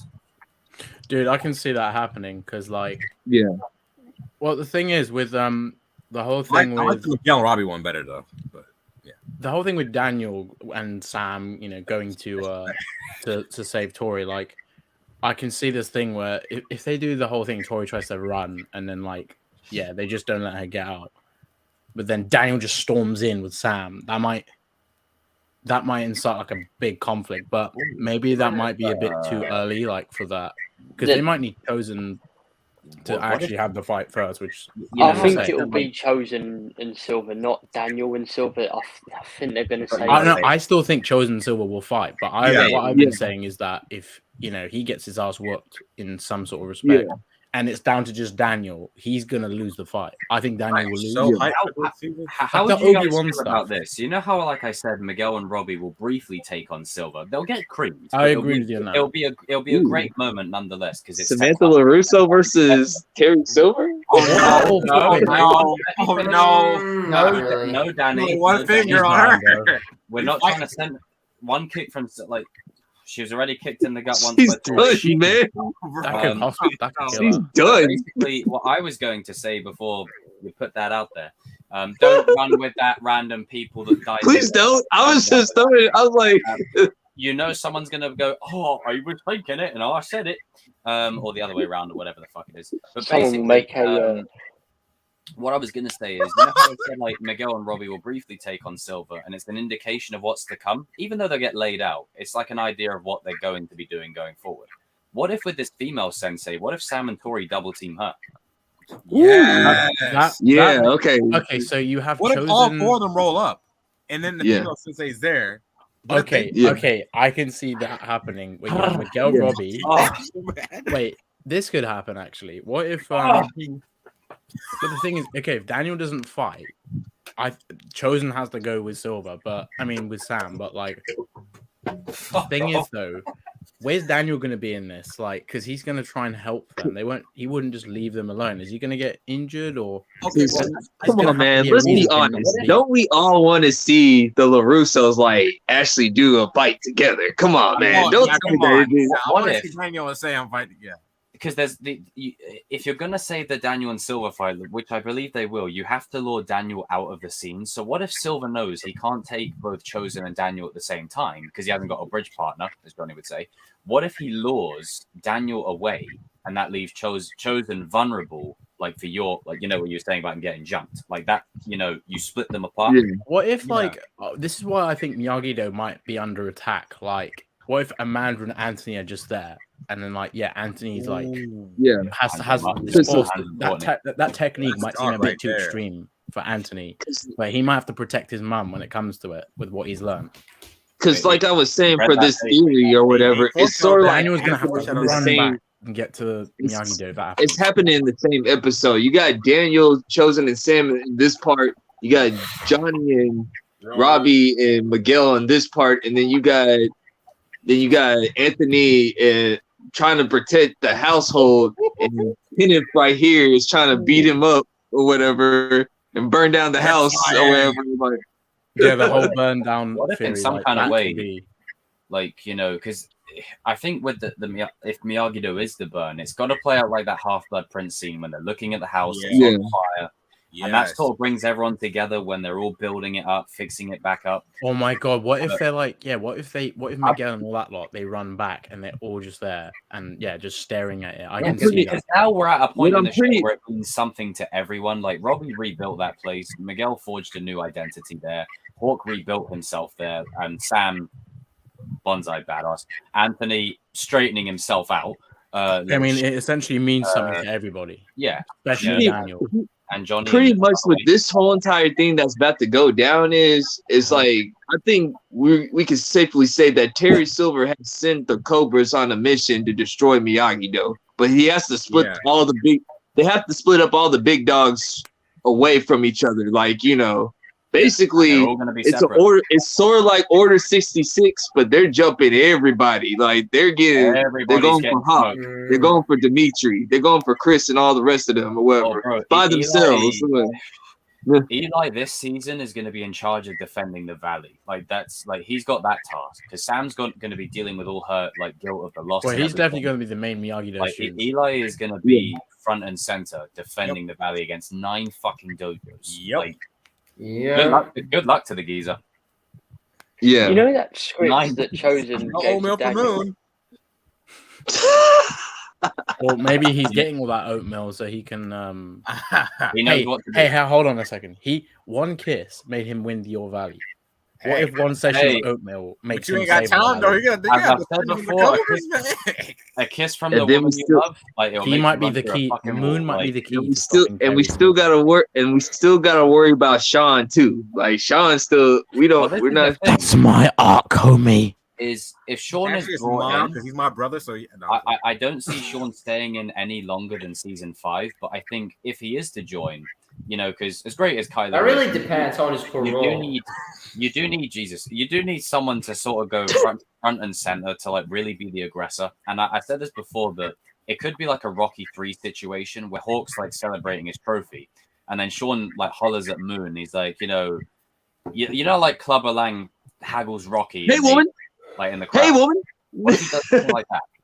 Because Sean won't have Oh. any context. He won't know. He'll just be thinking, "Yo, Robbie's buggered off. He's left you here. Oh, I want to join Hey, in if this Sean karate goes shit." up to her and goes, "Hey, I got something better than your boyfriend" or some shit like that, Eli's gonna turn into Hawk. Well, then again, He's gonna- the boy's been in juvie for a long time. He hasn't seen a girl in forever, so like everything he sees, he's gonna talk If he to. says anything like that, Eli's gonna go, "Prepare for the someone's fury of the putting on Hawk."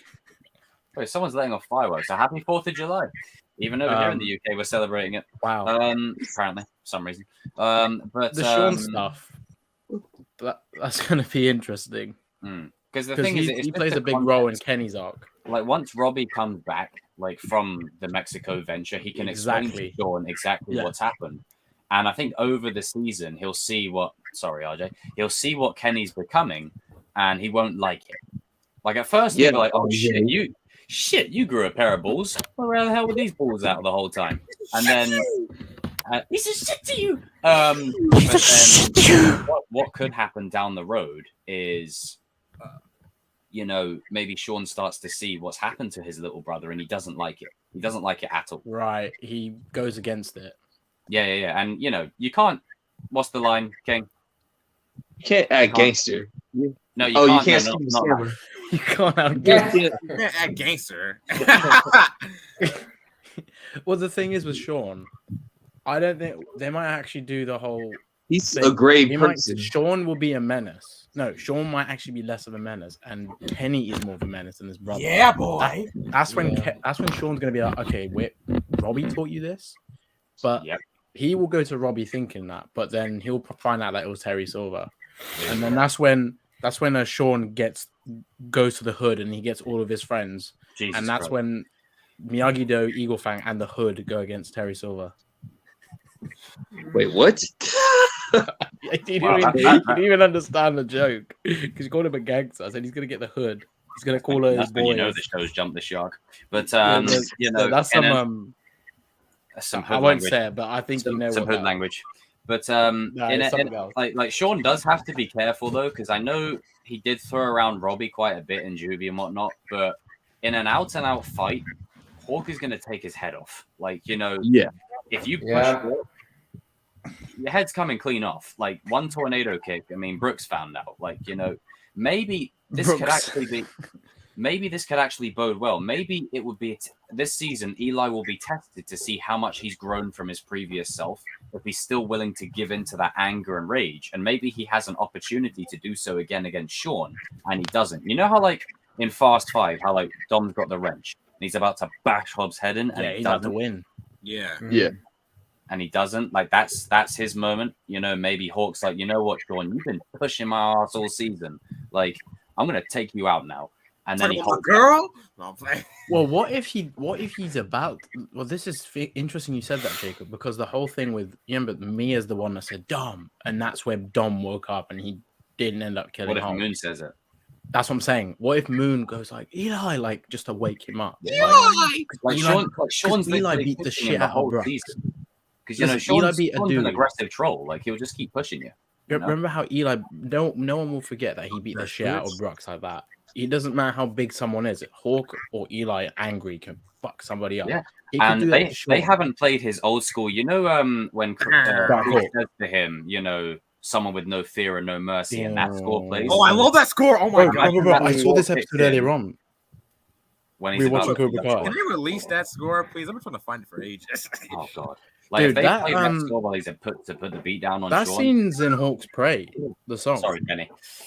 I can't, but like, I need to listen to that song because I don't remember listening to it, but I love But that. yeah, song. like I can see the Moon thing happening. Maybe that Yeah. he might get his It respect. will really test his evolution, you know, because I don't want him to get cocky again, because I think that would be an undoing of his character. I think testing it to see if he'll give in to that anger and that rage that he has. I think you might be right. They should go the Rocky 3 route of like he's too good. Like he'll bring back a little bit of season 2, just a tad bit, just for the sake of plot or whatever. Yeah. And then like, you know, of course then they'll team up later or whatever. It's like I think they're gonna break a lot of bridges because let's be honest, once again, Terry Silver has declared war on Miyagi-Do, and Miyagi-Do don't even know it. No, and they haven't got the numbers. They really don't. Like you've only got Eli, completely Dimitri, outnumbered, and Sam. That's it. Like I mean, Tori's not there at the moment, but she'll join. I think because let's be honest. Let's look at Julie Pierce as well. Julie Pierce. Oh yeah, she's gonna come absolutely, 100%. I think once we get the trailer, we can start to think more about certain theories because, like, when season 4 trailer came out, we were understanding more of like. I'm sorry, like if there's a female sensei, I just don't see Johnny punching a woman in the face. I just don't even funny dialogue. Let alone the trachea. No, they have tiny hollow bones. They don't do it. fight. Julie's like, "Excuse me, I got this." Well, they could. Wait, there could be a thing where Johnny tries to go to Silver and then she just gets in the way, and he's like, "I'm not gonna hurt a woman." Then she like does something to Johnny. Johnny's like, "Okay, now I'm gonna hurt you." It's like off of Rush Hour. He's like, "For real, bitch." Oh yeah, you know what? It's probably gonna be like when he says they got like delicate soft bones or whatever, and she like hits like a dude or whatever. He's like, yeah, but remember how Silver said, "Old man can fight." He might get another shock with this sensei, which would be funny. He's like, he's gonna be saying, I'm not gonna hit a woman. Can't wait for the theories out there that say Tyron Woodley is like Sean and Kenny's other brother or something.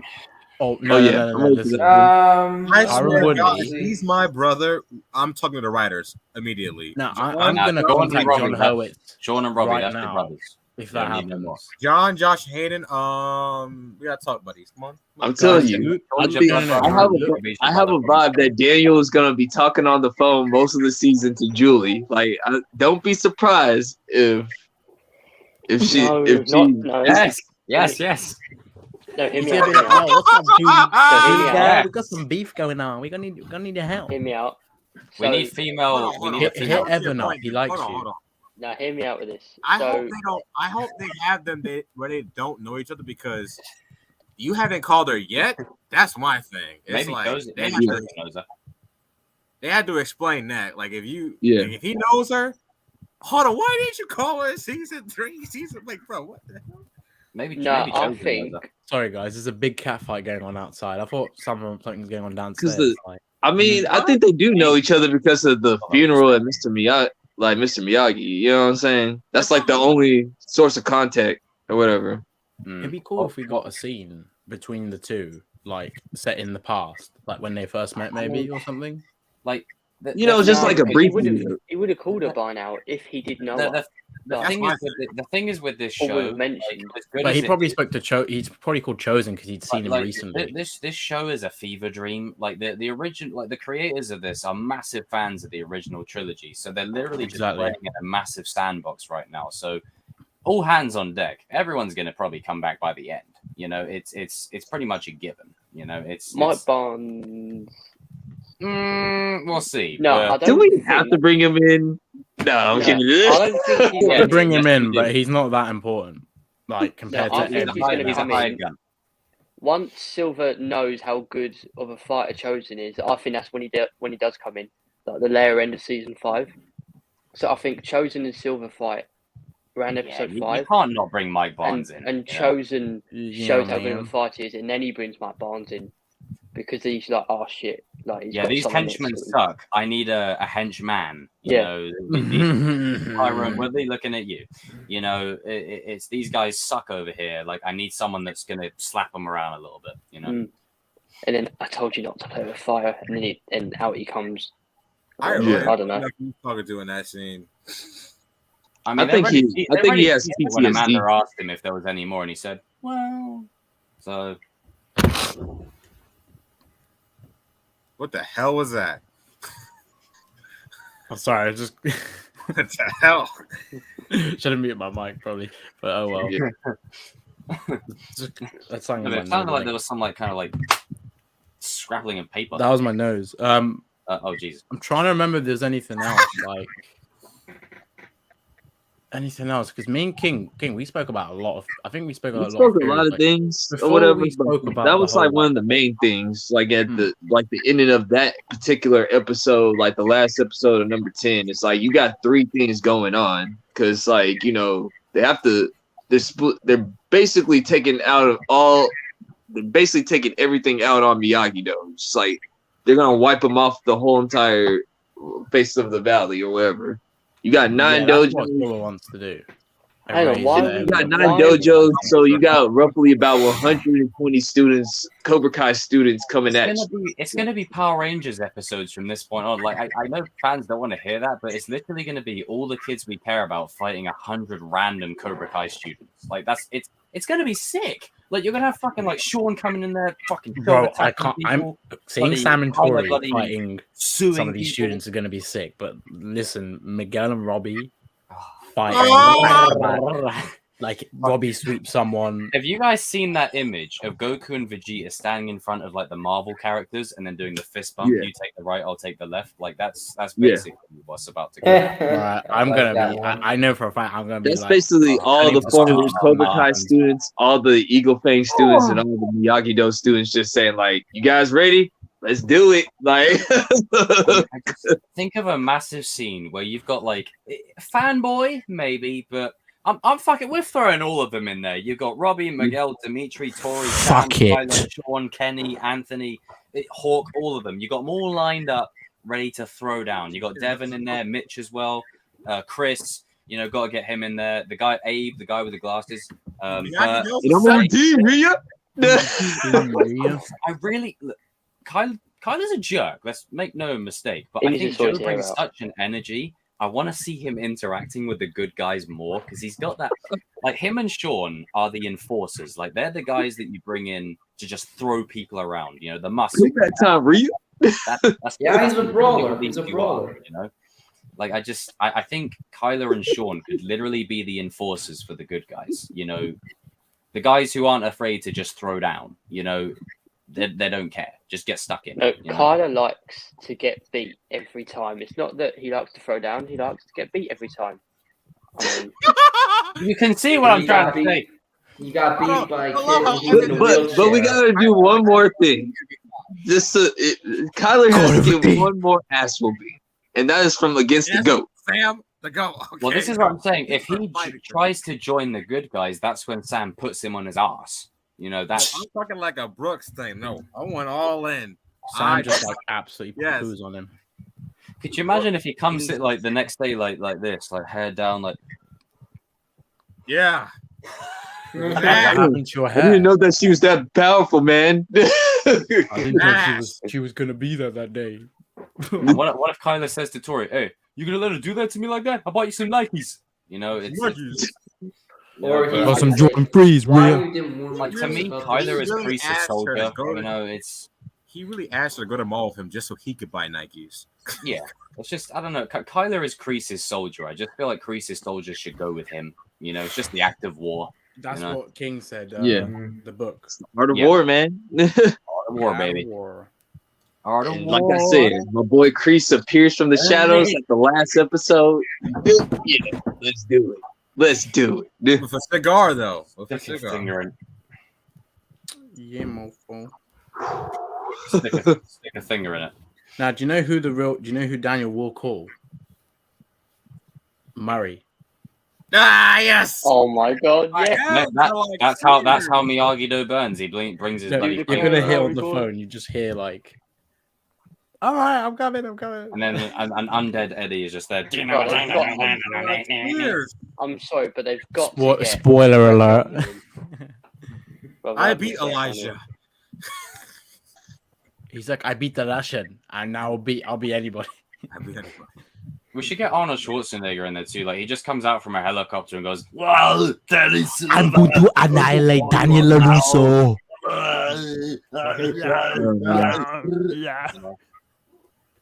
and I'm going to beat you. See, oh, I know the dead hello.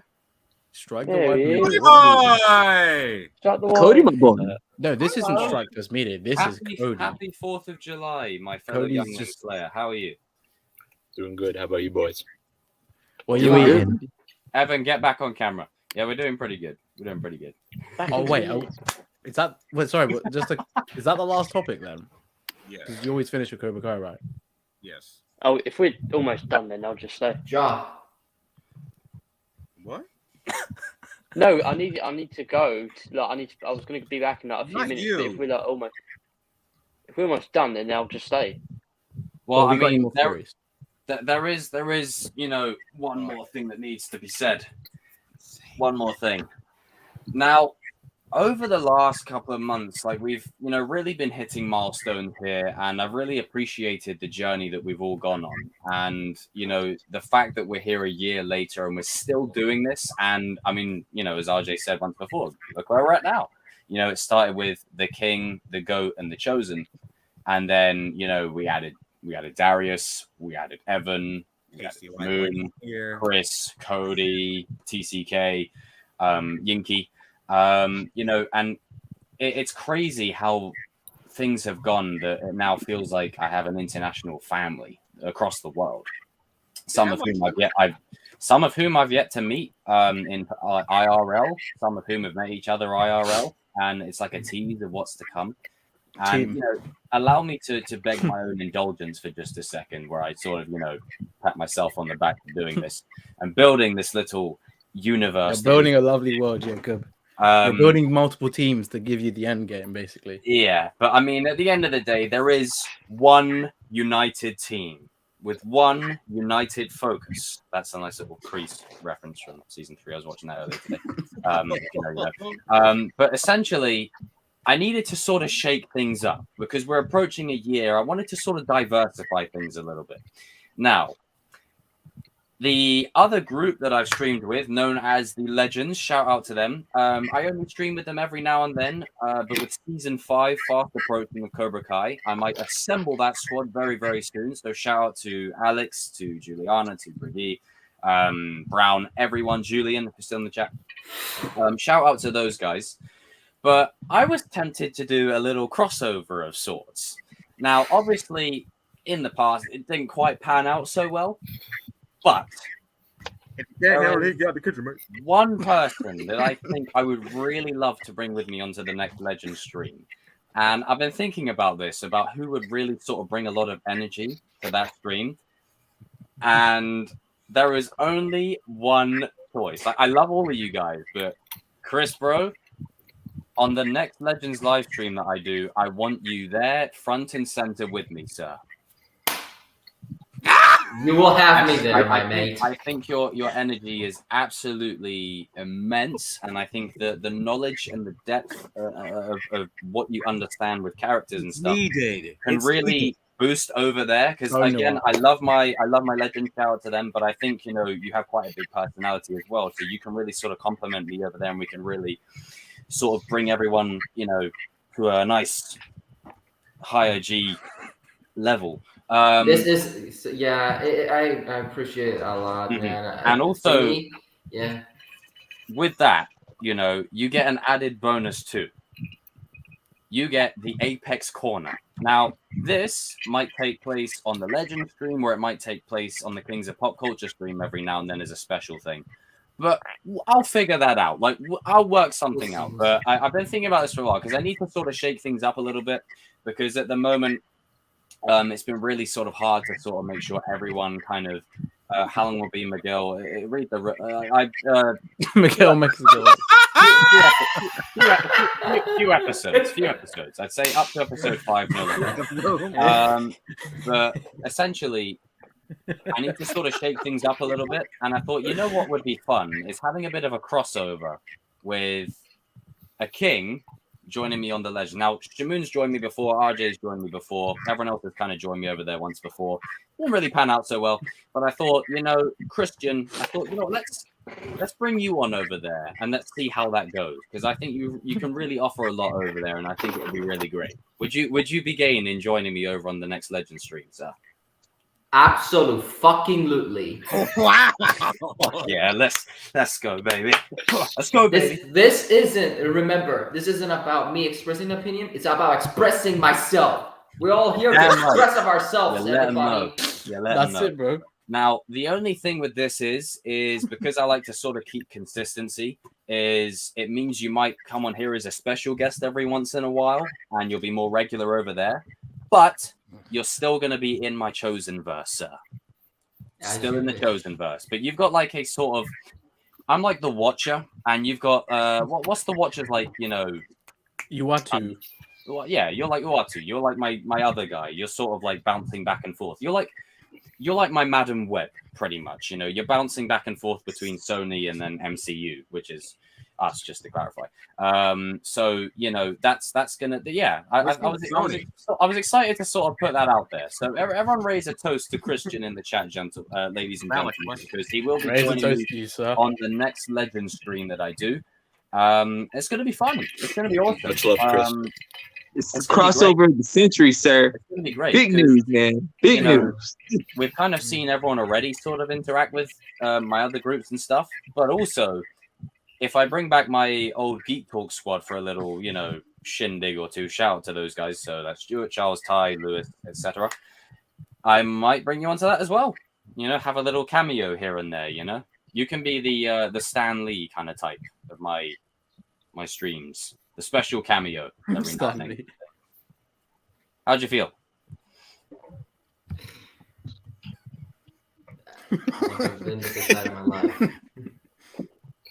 Not bad at all. Not bad at all. Now, obviously, these lovely gentlemen here can join, obviously, anyway. But I did want to lock someone in that, just to balance it out a little bit.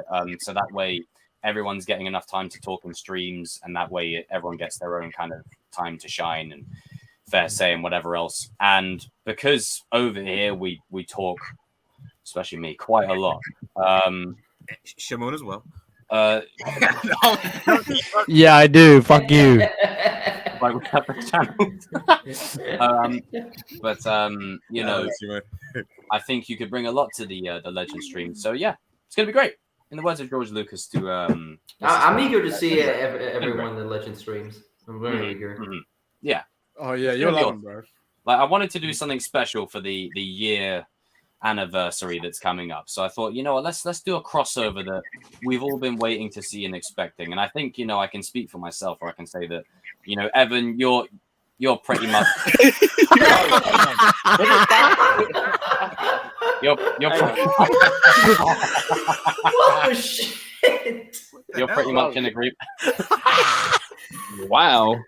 You're pretty much It's the movie that's doing. Do I have to pay for the DLC? Yeah. All right. Okay. If I put it back on you, leave the. All right. There you go. So you're pretty much in agreement, right? For what? For You've been listening this whole time, you fool. So yes, Evan is fully on board. Evan's fully on board. King, how do you feel about said thing? You have my blessing, man. They need you.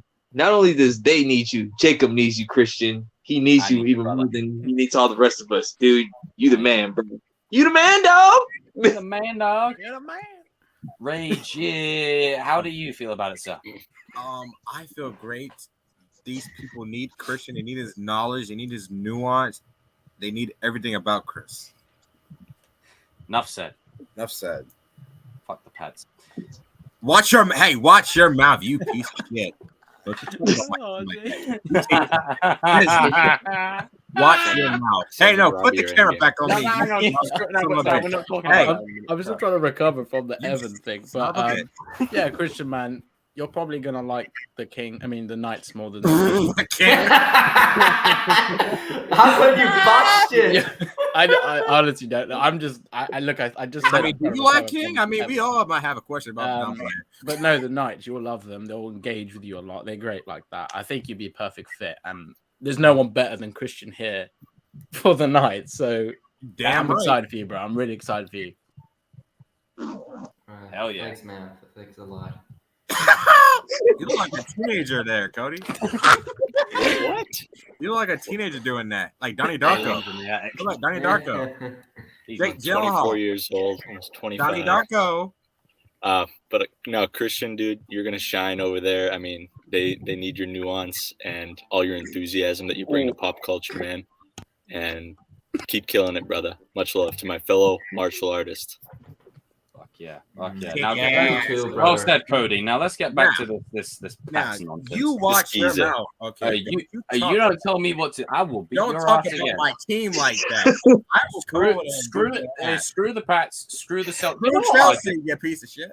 Screw the Second Saints. announcement: RJ is Screw officially Chelsea. leaving the Kings of Pop Culture as well. You, RJ. Come here. You did. Never. The goat my ass. But yeah, that's pretty much all the announcement was. Is that Christian The is goat going of being a bitch. You bouncing back and gandu. forth between everything. Just because I need to sort of shake things up a little bit, just so that way everyone gets ample time to talk and express themselves. And I think, you can really contribute a lot over there as well. Your energy and the way you sort of go for your full-on monologues with it, it's very strong. So it will add a lot over there as well. And I think, you can really bring out the best in everyone else over there too. And can also sort of like play off of me and we can work well, that kind of thing. So it's badass, sir. Absolutely badass. How do you Why feel? I'm the cavalry. Damn right.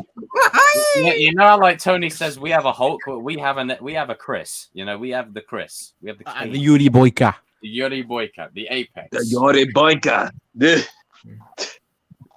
Damn right. Damn right. But yeah, it's gonna be great. I don't know if any of the legends are watching right now. Shout out to them if they are.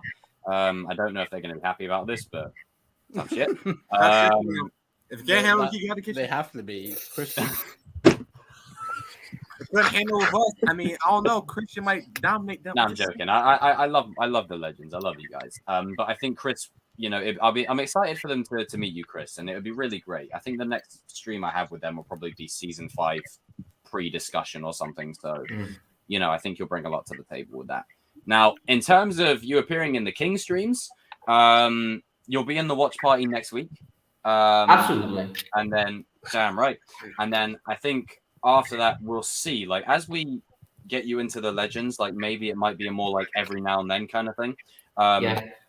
So I'm thinking maybe we give you like a dedicated segment, maybe like once a month called, like as I said earlier, Apex Corner, where it's literally just your time to shine, 20 minutes of you just going at it. Out of everybody around here has their opinions about stuff. Dog, you the guy, man.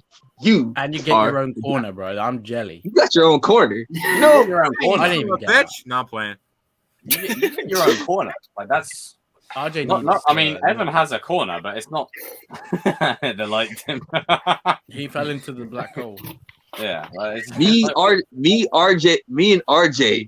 We've been with Jacob since day one, and we still haven't got our corner. I want my corner. You guys are staying with me. You guys ain't going nowhere. You're staying with me.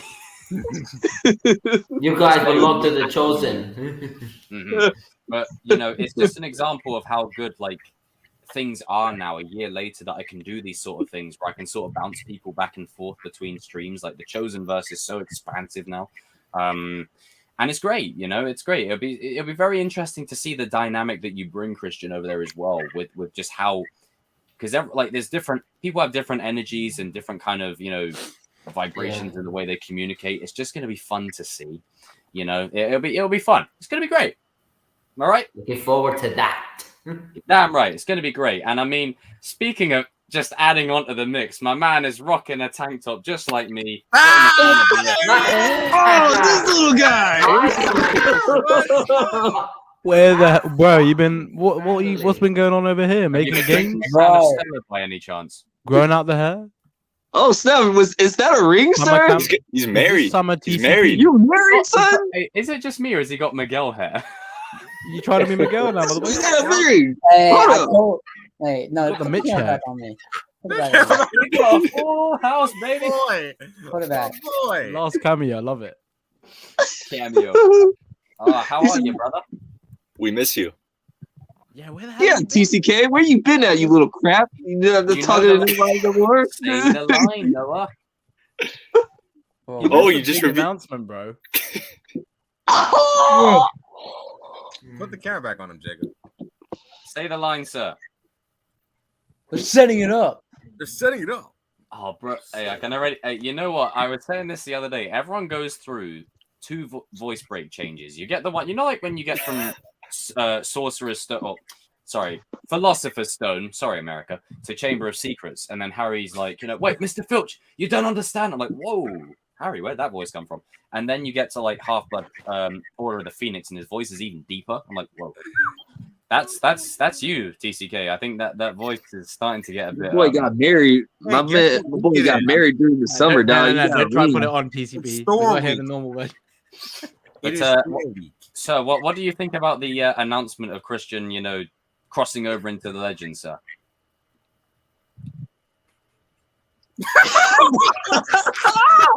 Really? Wait, what's happening? I'll message him. Please. I'll message So him. basically, long story short, is that Christian is the chosen one, no pun intended, to be crossing over into my next stream with the Legends. So he's going to be sort of crossing over there, and he's going to be sort of bouncing back and forth between the streams and stuff. So he's like America, whatever her name is, Chavez. America Chavez. Yeah. Yeah. I mean, I was trying to be complimentary and say he was like the Stan Lee of the universe, but yeah, but it's going to be great. It's Good gonna be luck, great. Now, Christian. I will get asked this Need it, question. man, I need Does that mean Christian will never appear on the Kings of Pop Culture again? No, it doesn't Probably mean No, that's not the deal, guys. That's not the deal. it just literally means that Chris is going to sort of be. He's going to be a sporadic role here, so you might see him on the King stream every now and then, maybe once every couple of times. And I mean, now the summer has came. I have full times too. Good to join in the Sundays with my boys here. Okay, Hopefully things can go turn out until September. Things can go well. Mm-hmm. Yeah, I have an entire couple of weeks to hang out with these boys here. I mean, it's nearly 6 months past, but it still always feels yesterday every time I meet these guys. Exactly, because I mean, you know, it's just, you know, after like a year to sort of think about it now, and like, especially from Christmas onwards, like, you know, now we've got like Jesus, that looked nice, Cody. Damn. Are you in a closet, Cody? We were speaking about Harry Potter. He's on the stairs. I said this isn't Strutless Media. This is Cody. Like, You know, Looks like you're filming an I didn't want to apology say that video. because I knew there was going to be a coming out of the closet joke. Nah, it looks like you're filming Are an you, apology so are video. you gonna come out the closet? Are you gonna come out? Or? That I mean the fairy month was last month, so I mean I'm just saying. Yeah, I just Moving on. Next. But yes, that is the announcement, ladies and As a plot gentlemen. twist. Christian will be crossing over into the Legend stream. That'll be soon, hopefully. But yes. That was mostly the announcement. It wasn't anything major, but it's just something I've been thinking of, you know, because it's from Christmas onwards. I mean, there's a lot of people here. So getting like time for everyone to have their say and be heard is very difficult. But over on the Legends, Chris, you are going to absolutely shine, brother. I'm looking You're forward gonna to be the this, LeBron man. I'm James so on that looking forward squad. for everything that is Damn right. that's You're going to be the LeBron of that. It's like of if that LeBron squad went to the WNBA. He's gonna dominate that shit. Christian gets his own spinoff. Yo, you got your own corner. I'm still jealous, bro. I'm still jealous. Not I want my you got a whole corner to yourself, bro. Like that's not even. That's a movie, bro. That ain't a series. I'm sorry. got but it's myself. the face that you make it. Hey, don't be jealous. You be glad that you're around with us, boy. Yeah, hey man, you're right. You're right. I shouldn't be jealous. I'm sorry. No, Alright. absolutely not. But I'm excited to see obviously there's still a few things that I need to work out and whatnot in terms of scheduling and balancing everything. But this bodes well. And I think this just speaks volumes of where we're at the moment, that we can sort of bounce and cross over between different types of streams and whatnot. And it's great. It's great. And hell, even past my channel, like, everyone's kind of appeared on everyone else's channels until everyone started, copying me and trying to take my boys and do what I'm doing. I'm just doing it shitter. But, Bless you.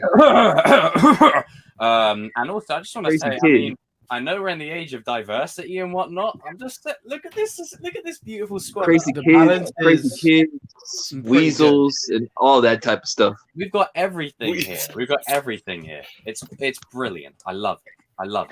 But that's pretty much all I wanted to say. No need to dwell on it any more than that. But good times await. I'm excited to see what it's gonna. Oh God, I'm actually really looking forward to the next Legends stream because I can't wait, Chris. I really can't wait. Really cannot wait. What's wrong with RJ? I gotta go make. I don't know, man. Oatmeal. He's gonna come back with sticky. He's gonna come back with sticky hands again. Give him his 30 seconds. He'll be back. Look, if I play that, speaking of 30 seconds, if I play this, he might come back.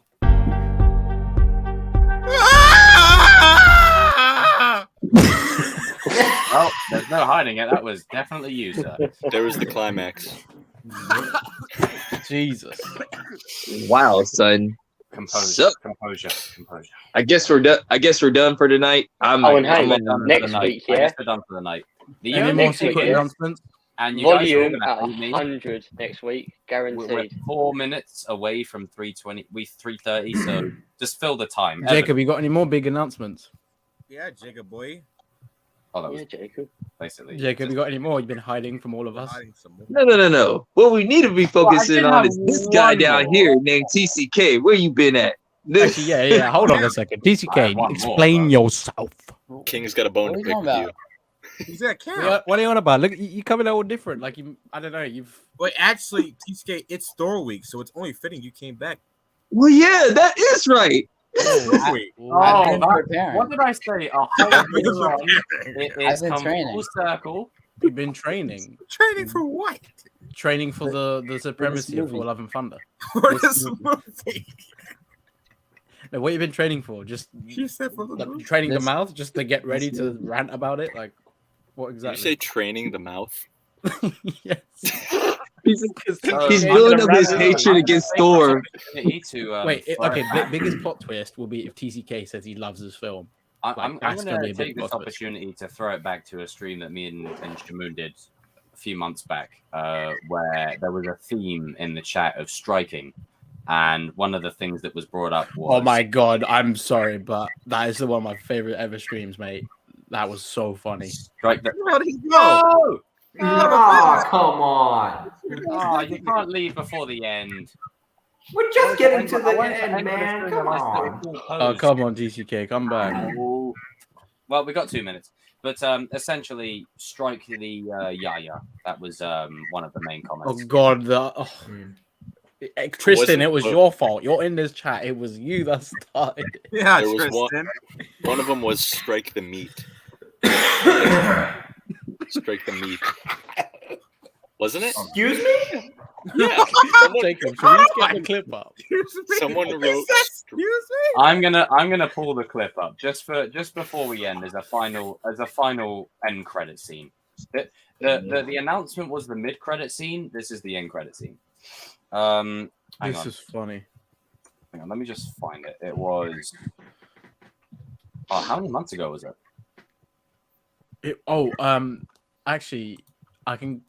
So basically, I just remember like it was. If you can find it, then I'll show you your screen. It was about 2 months ago, I think. Am I still reading comments? Yep. 3 months. 3 In a months. Okay, I found it, bro. I'm on it. Yeah, it started with Tristan. Tristan, you said you know what? You want me to share my screen? Yeah. Let me just. Oh my god! I realized I can mirror my camera. Okay. I should have just done that. This is a nice little stroll down memory lane just before we end. Oh, I've even got that Billy Maguire curl. Oh wow! What a face expression by me right there. Okay, oh god, it is hilarious. You gotta watch. Take a nuance, please. That's what Strike said. It's an acronym for "Better Be Going." Oh, go away!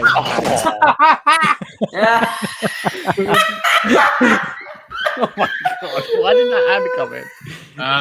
No. Why is there an ad? I never put these ads in here. How dare you be monetized? Oh yeah, Tristan. I don't want to die. I'm not like. Why are you coming up with Come on, ads? Stop coming to Media as a second. Wait, before I get it up, let me just. What the hell are you past the doing, stuff. man? I can't even skip it. Okay, wait. I can. Okay, wait. I got it up now. I got it up. Oh my god. Jesus. You keep changing your profile photo, bro. I don't know if it's you anymore. I'll do the run. To be honest. Cody, let me know if that's you. Oh yeah, Tristan, we were just playing. Nostalgic, man. Like seriously. Still the man, Tristan. This was 3 months You know how, ago. like, Where I did TC showed you get guys that? the other Real day D, when BBG. Jesus, Cody, you. What does that mean? Hang on, let me have a look.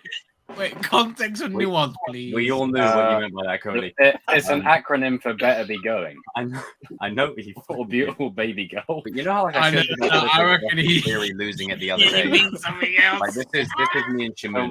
The real. We got caught outside.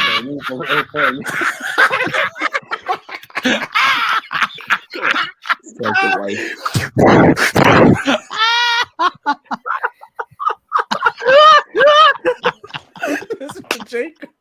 I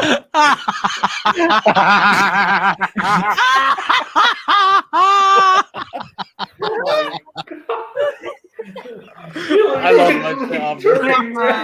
I'm getting nostalgic looking at my old hair. Oh, this is too good. I'm finished, bro.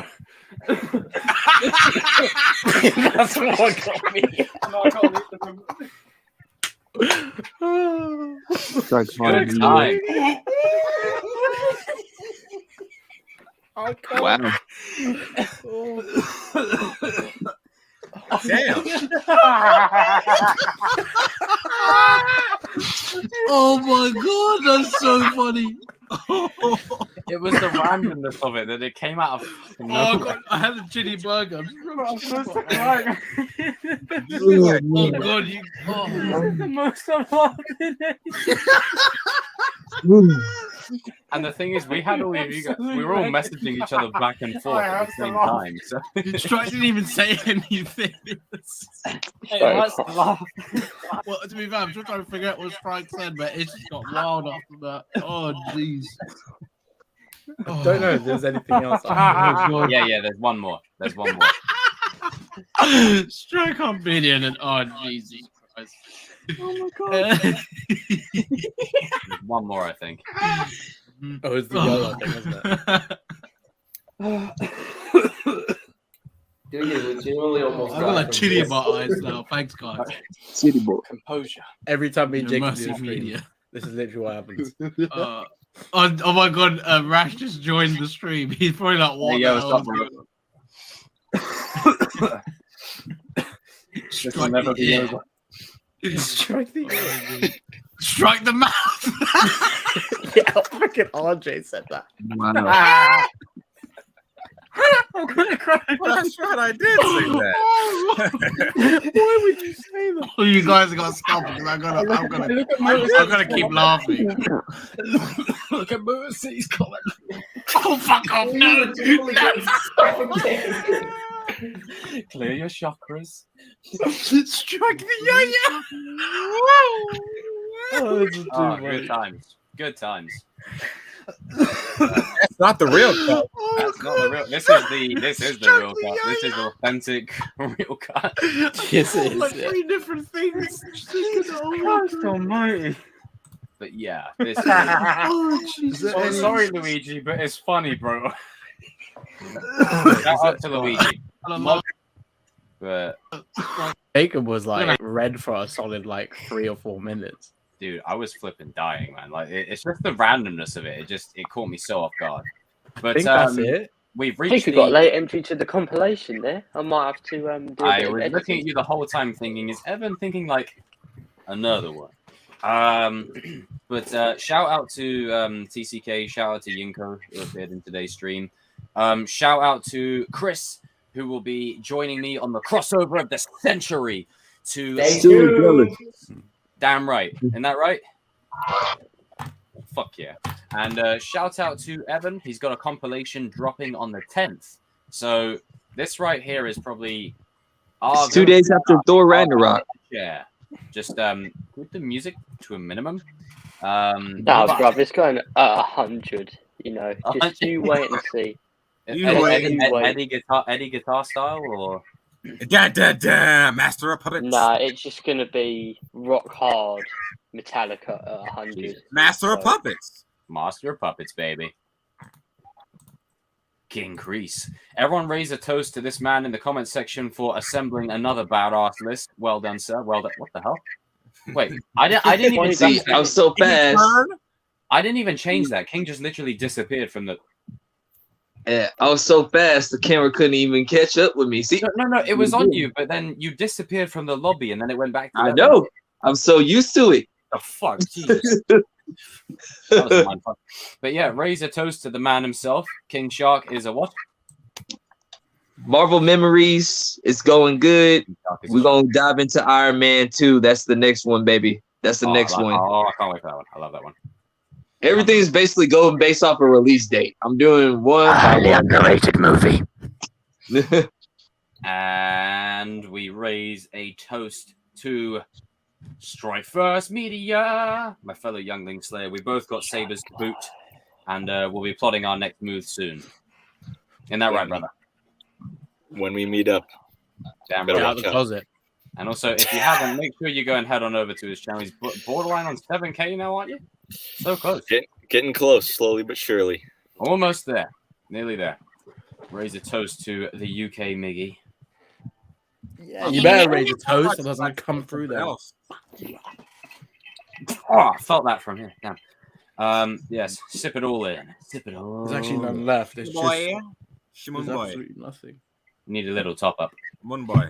And Ray of J. course, you know how like I did that comparison the other day to like our friendship is basically like every movie ever where you get like the white lead and the token black sidekick.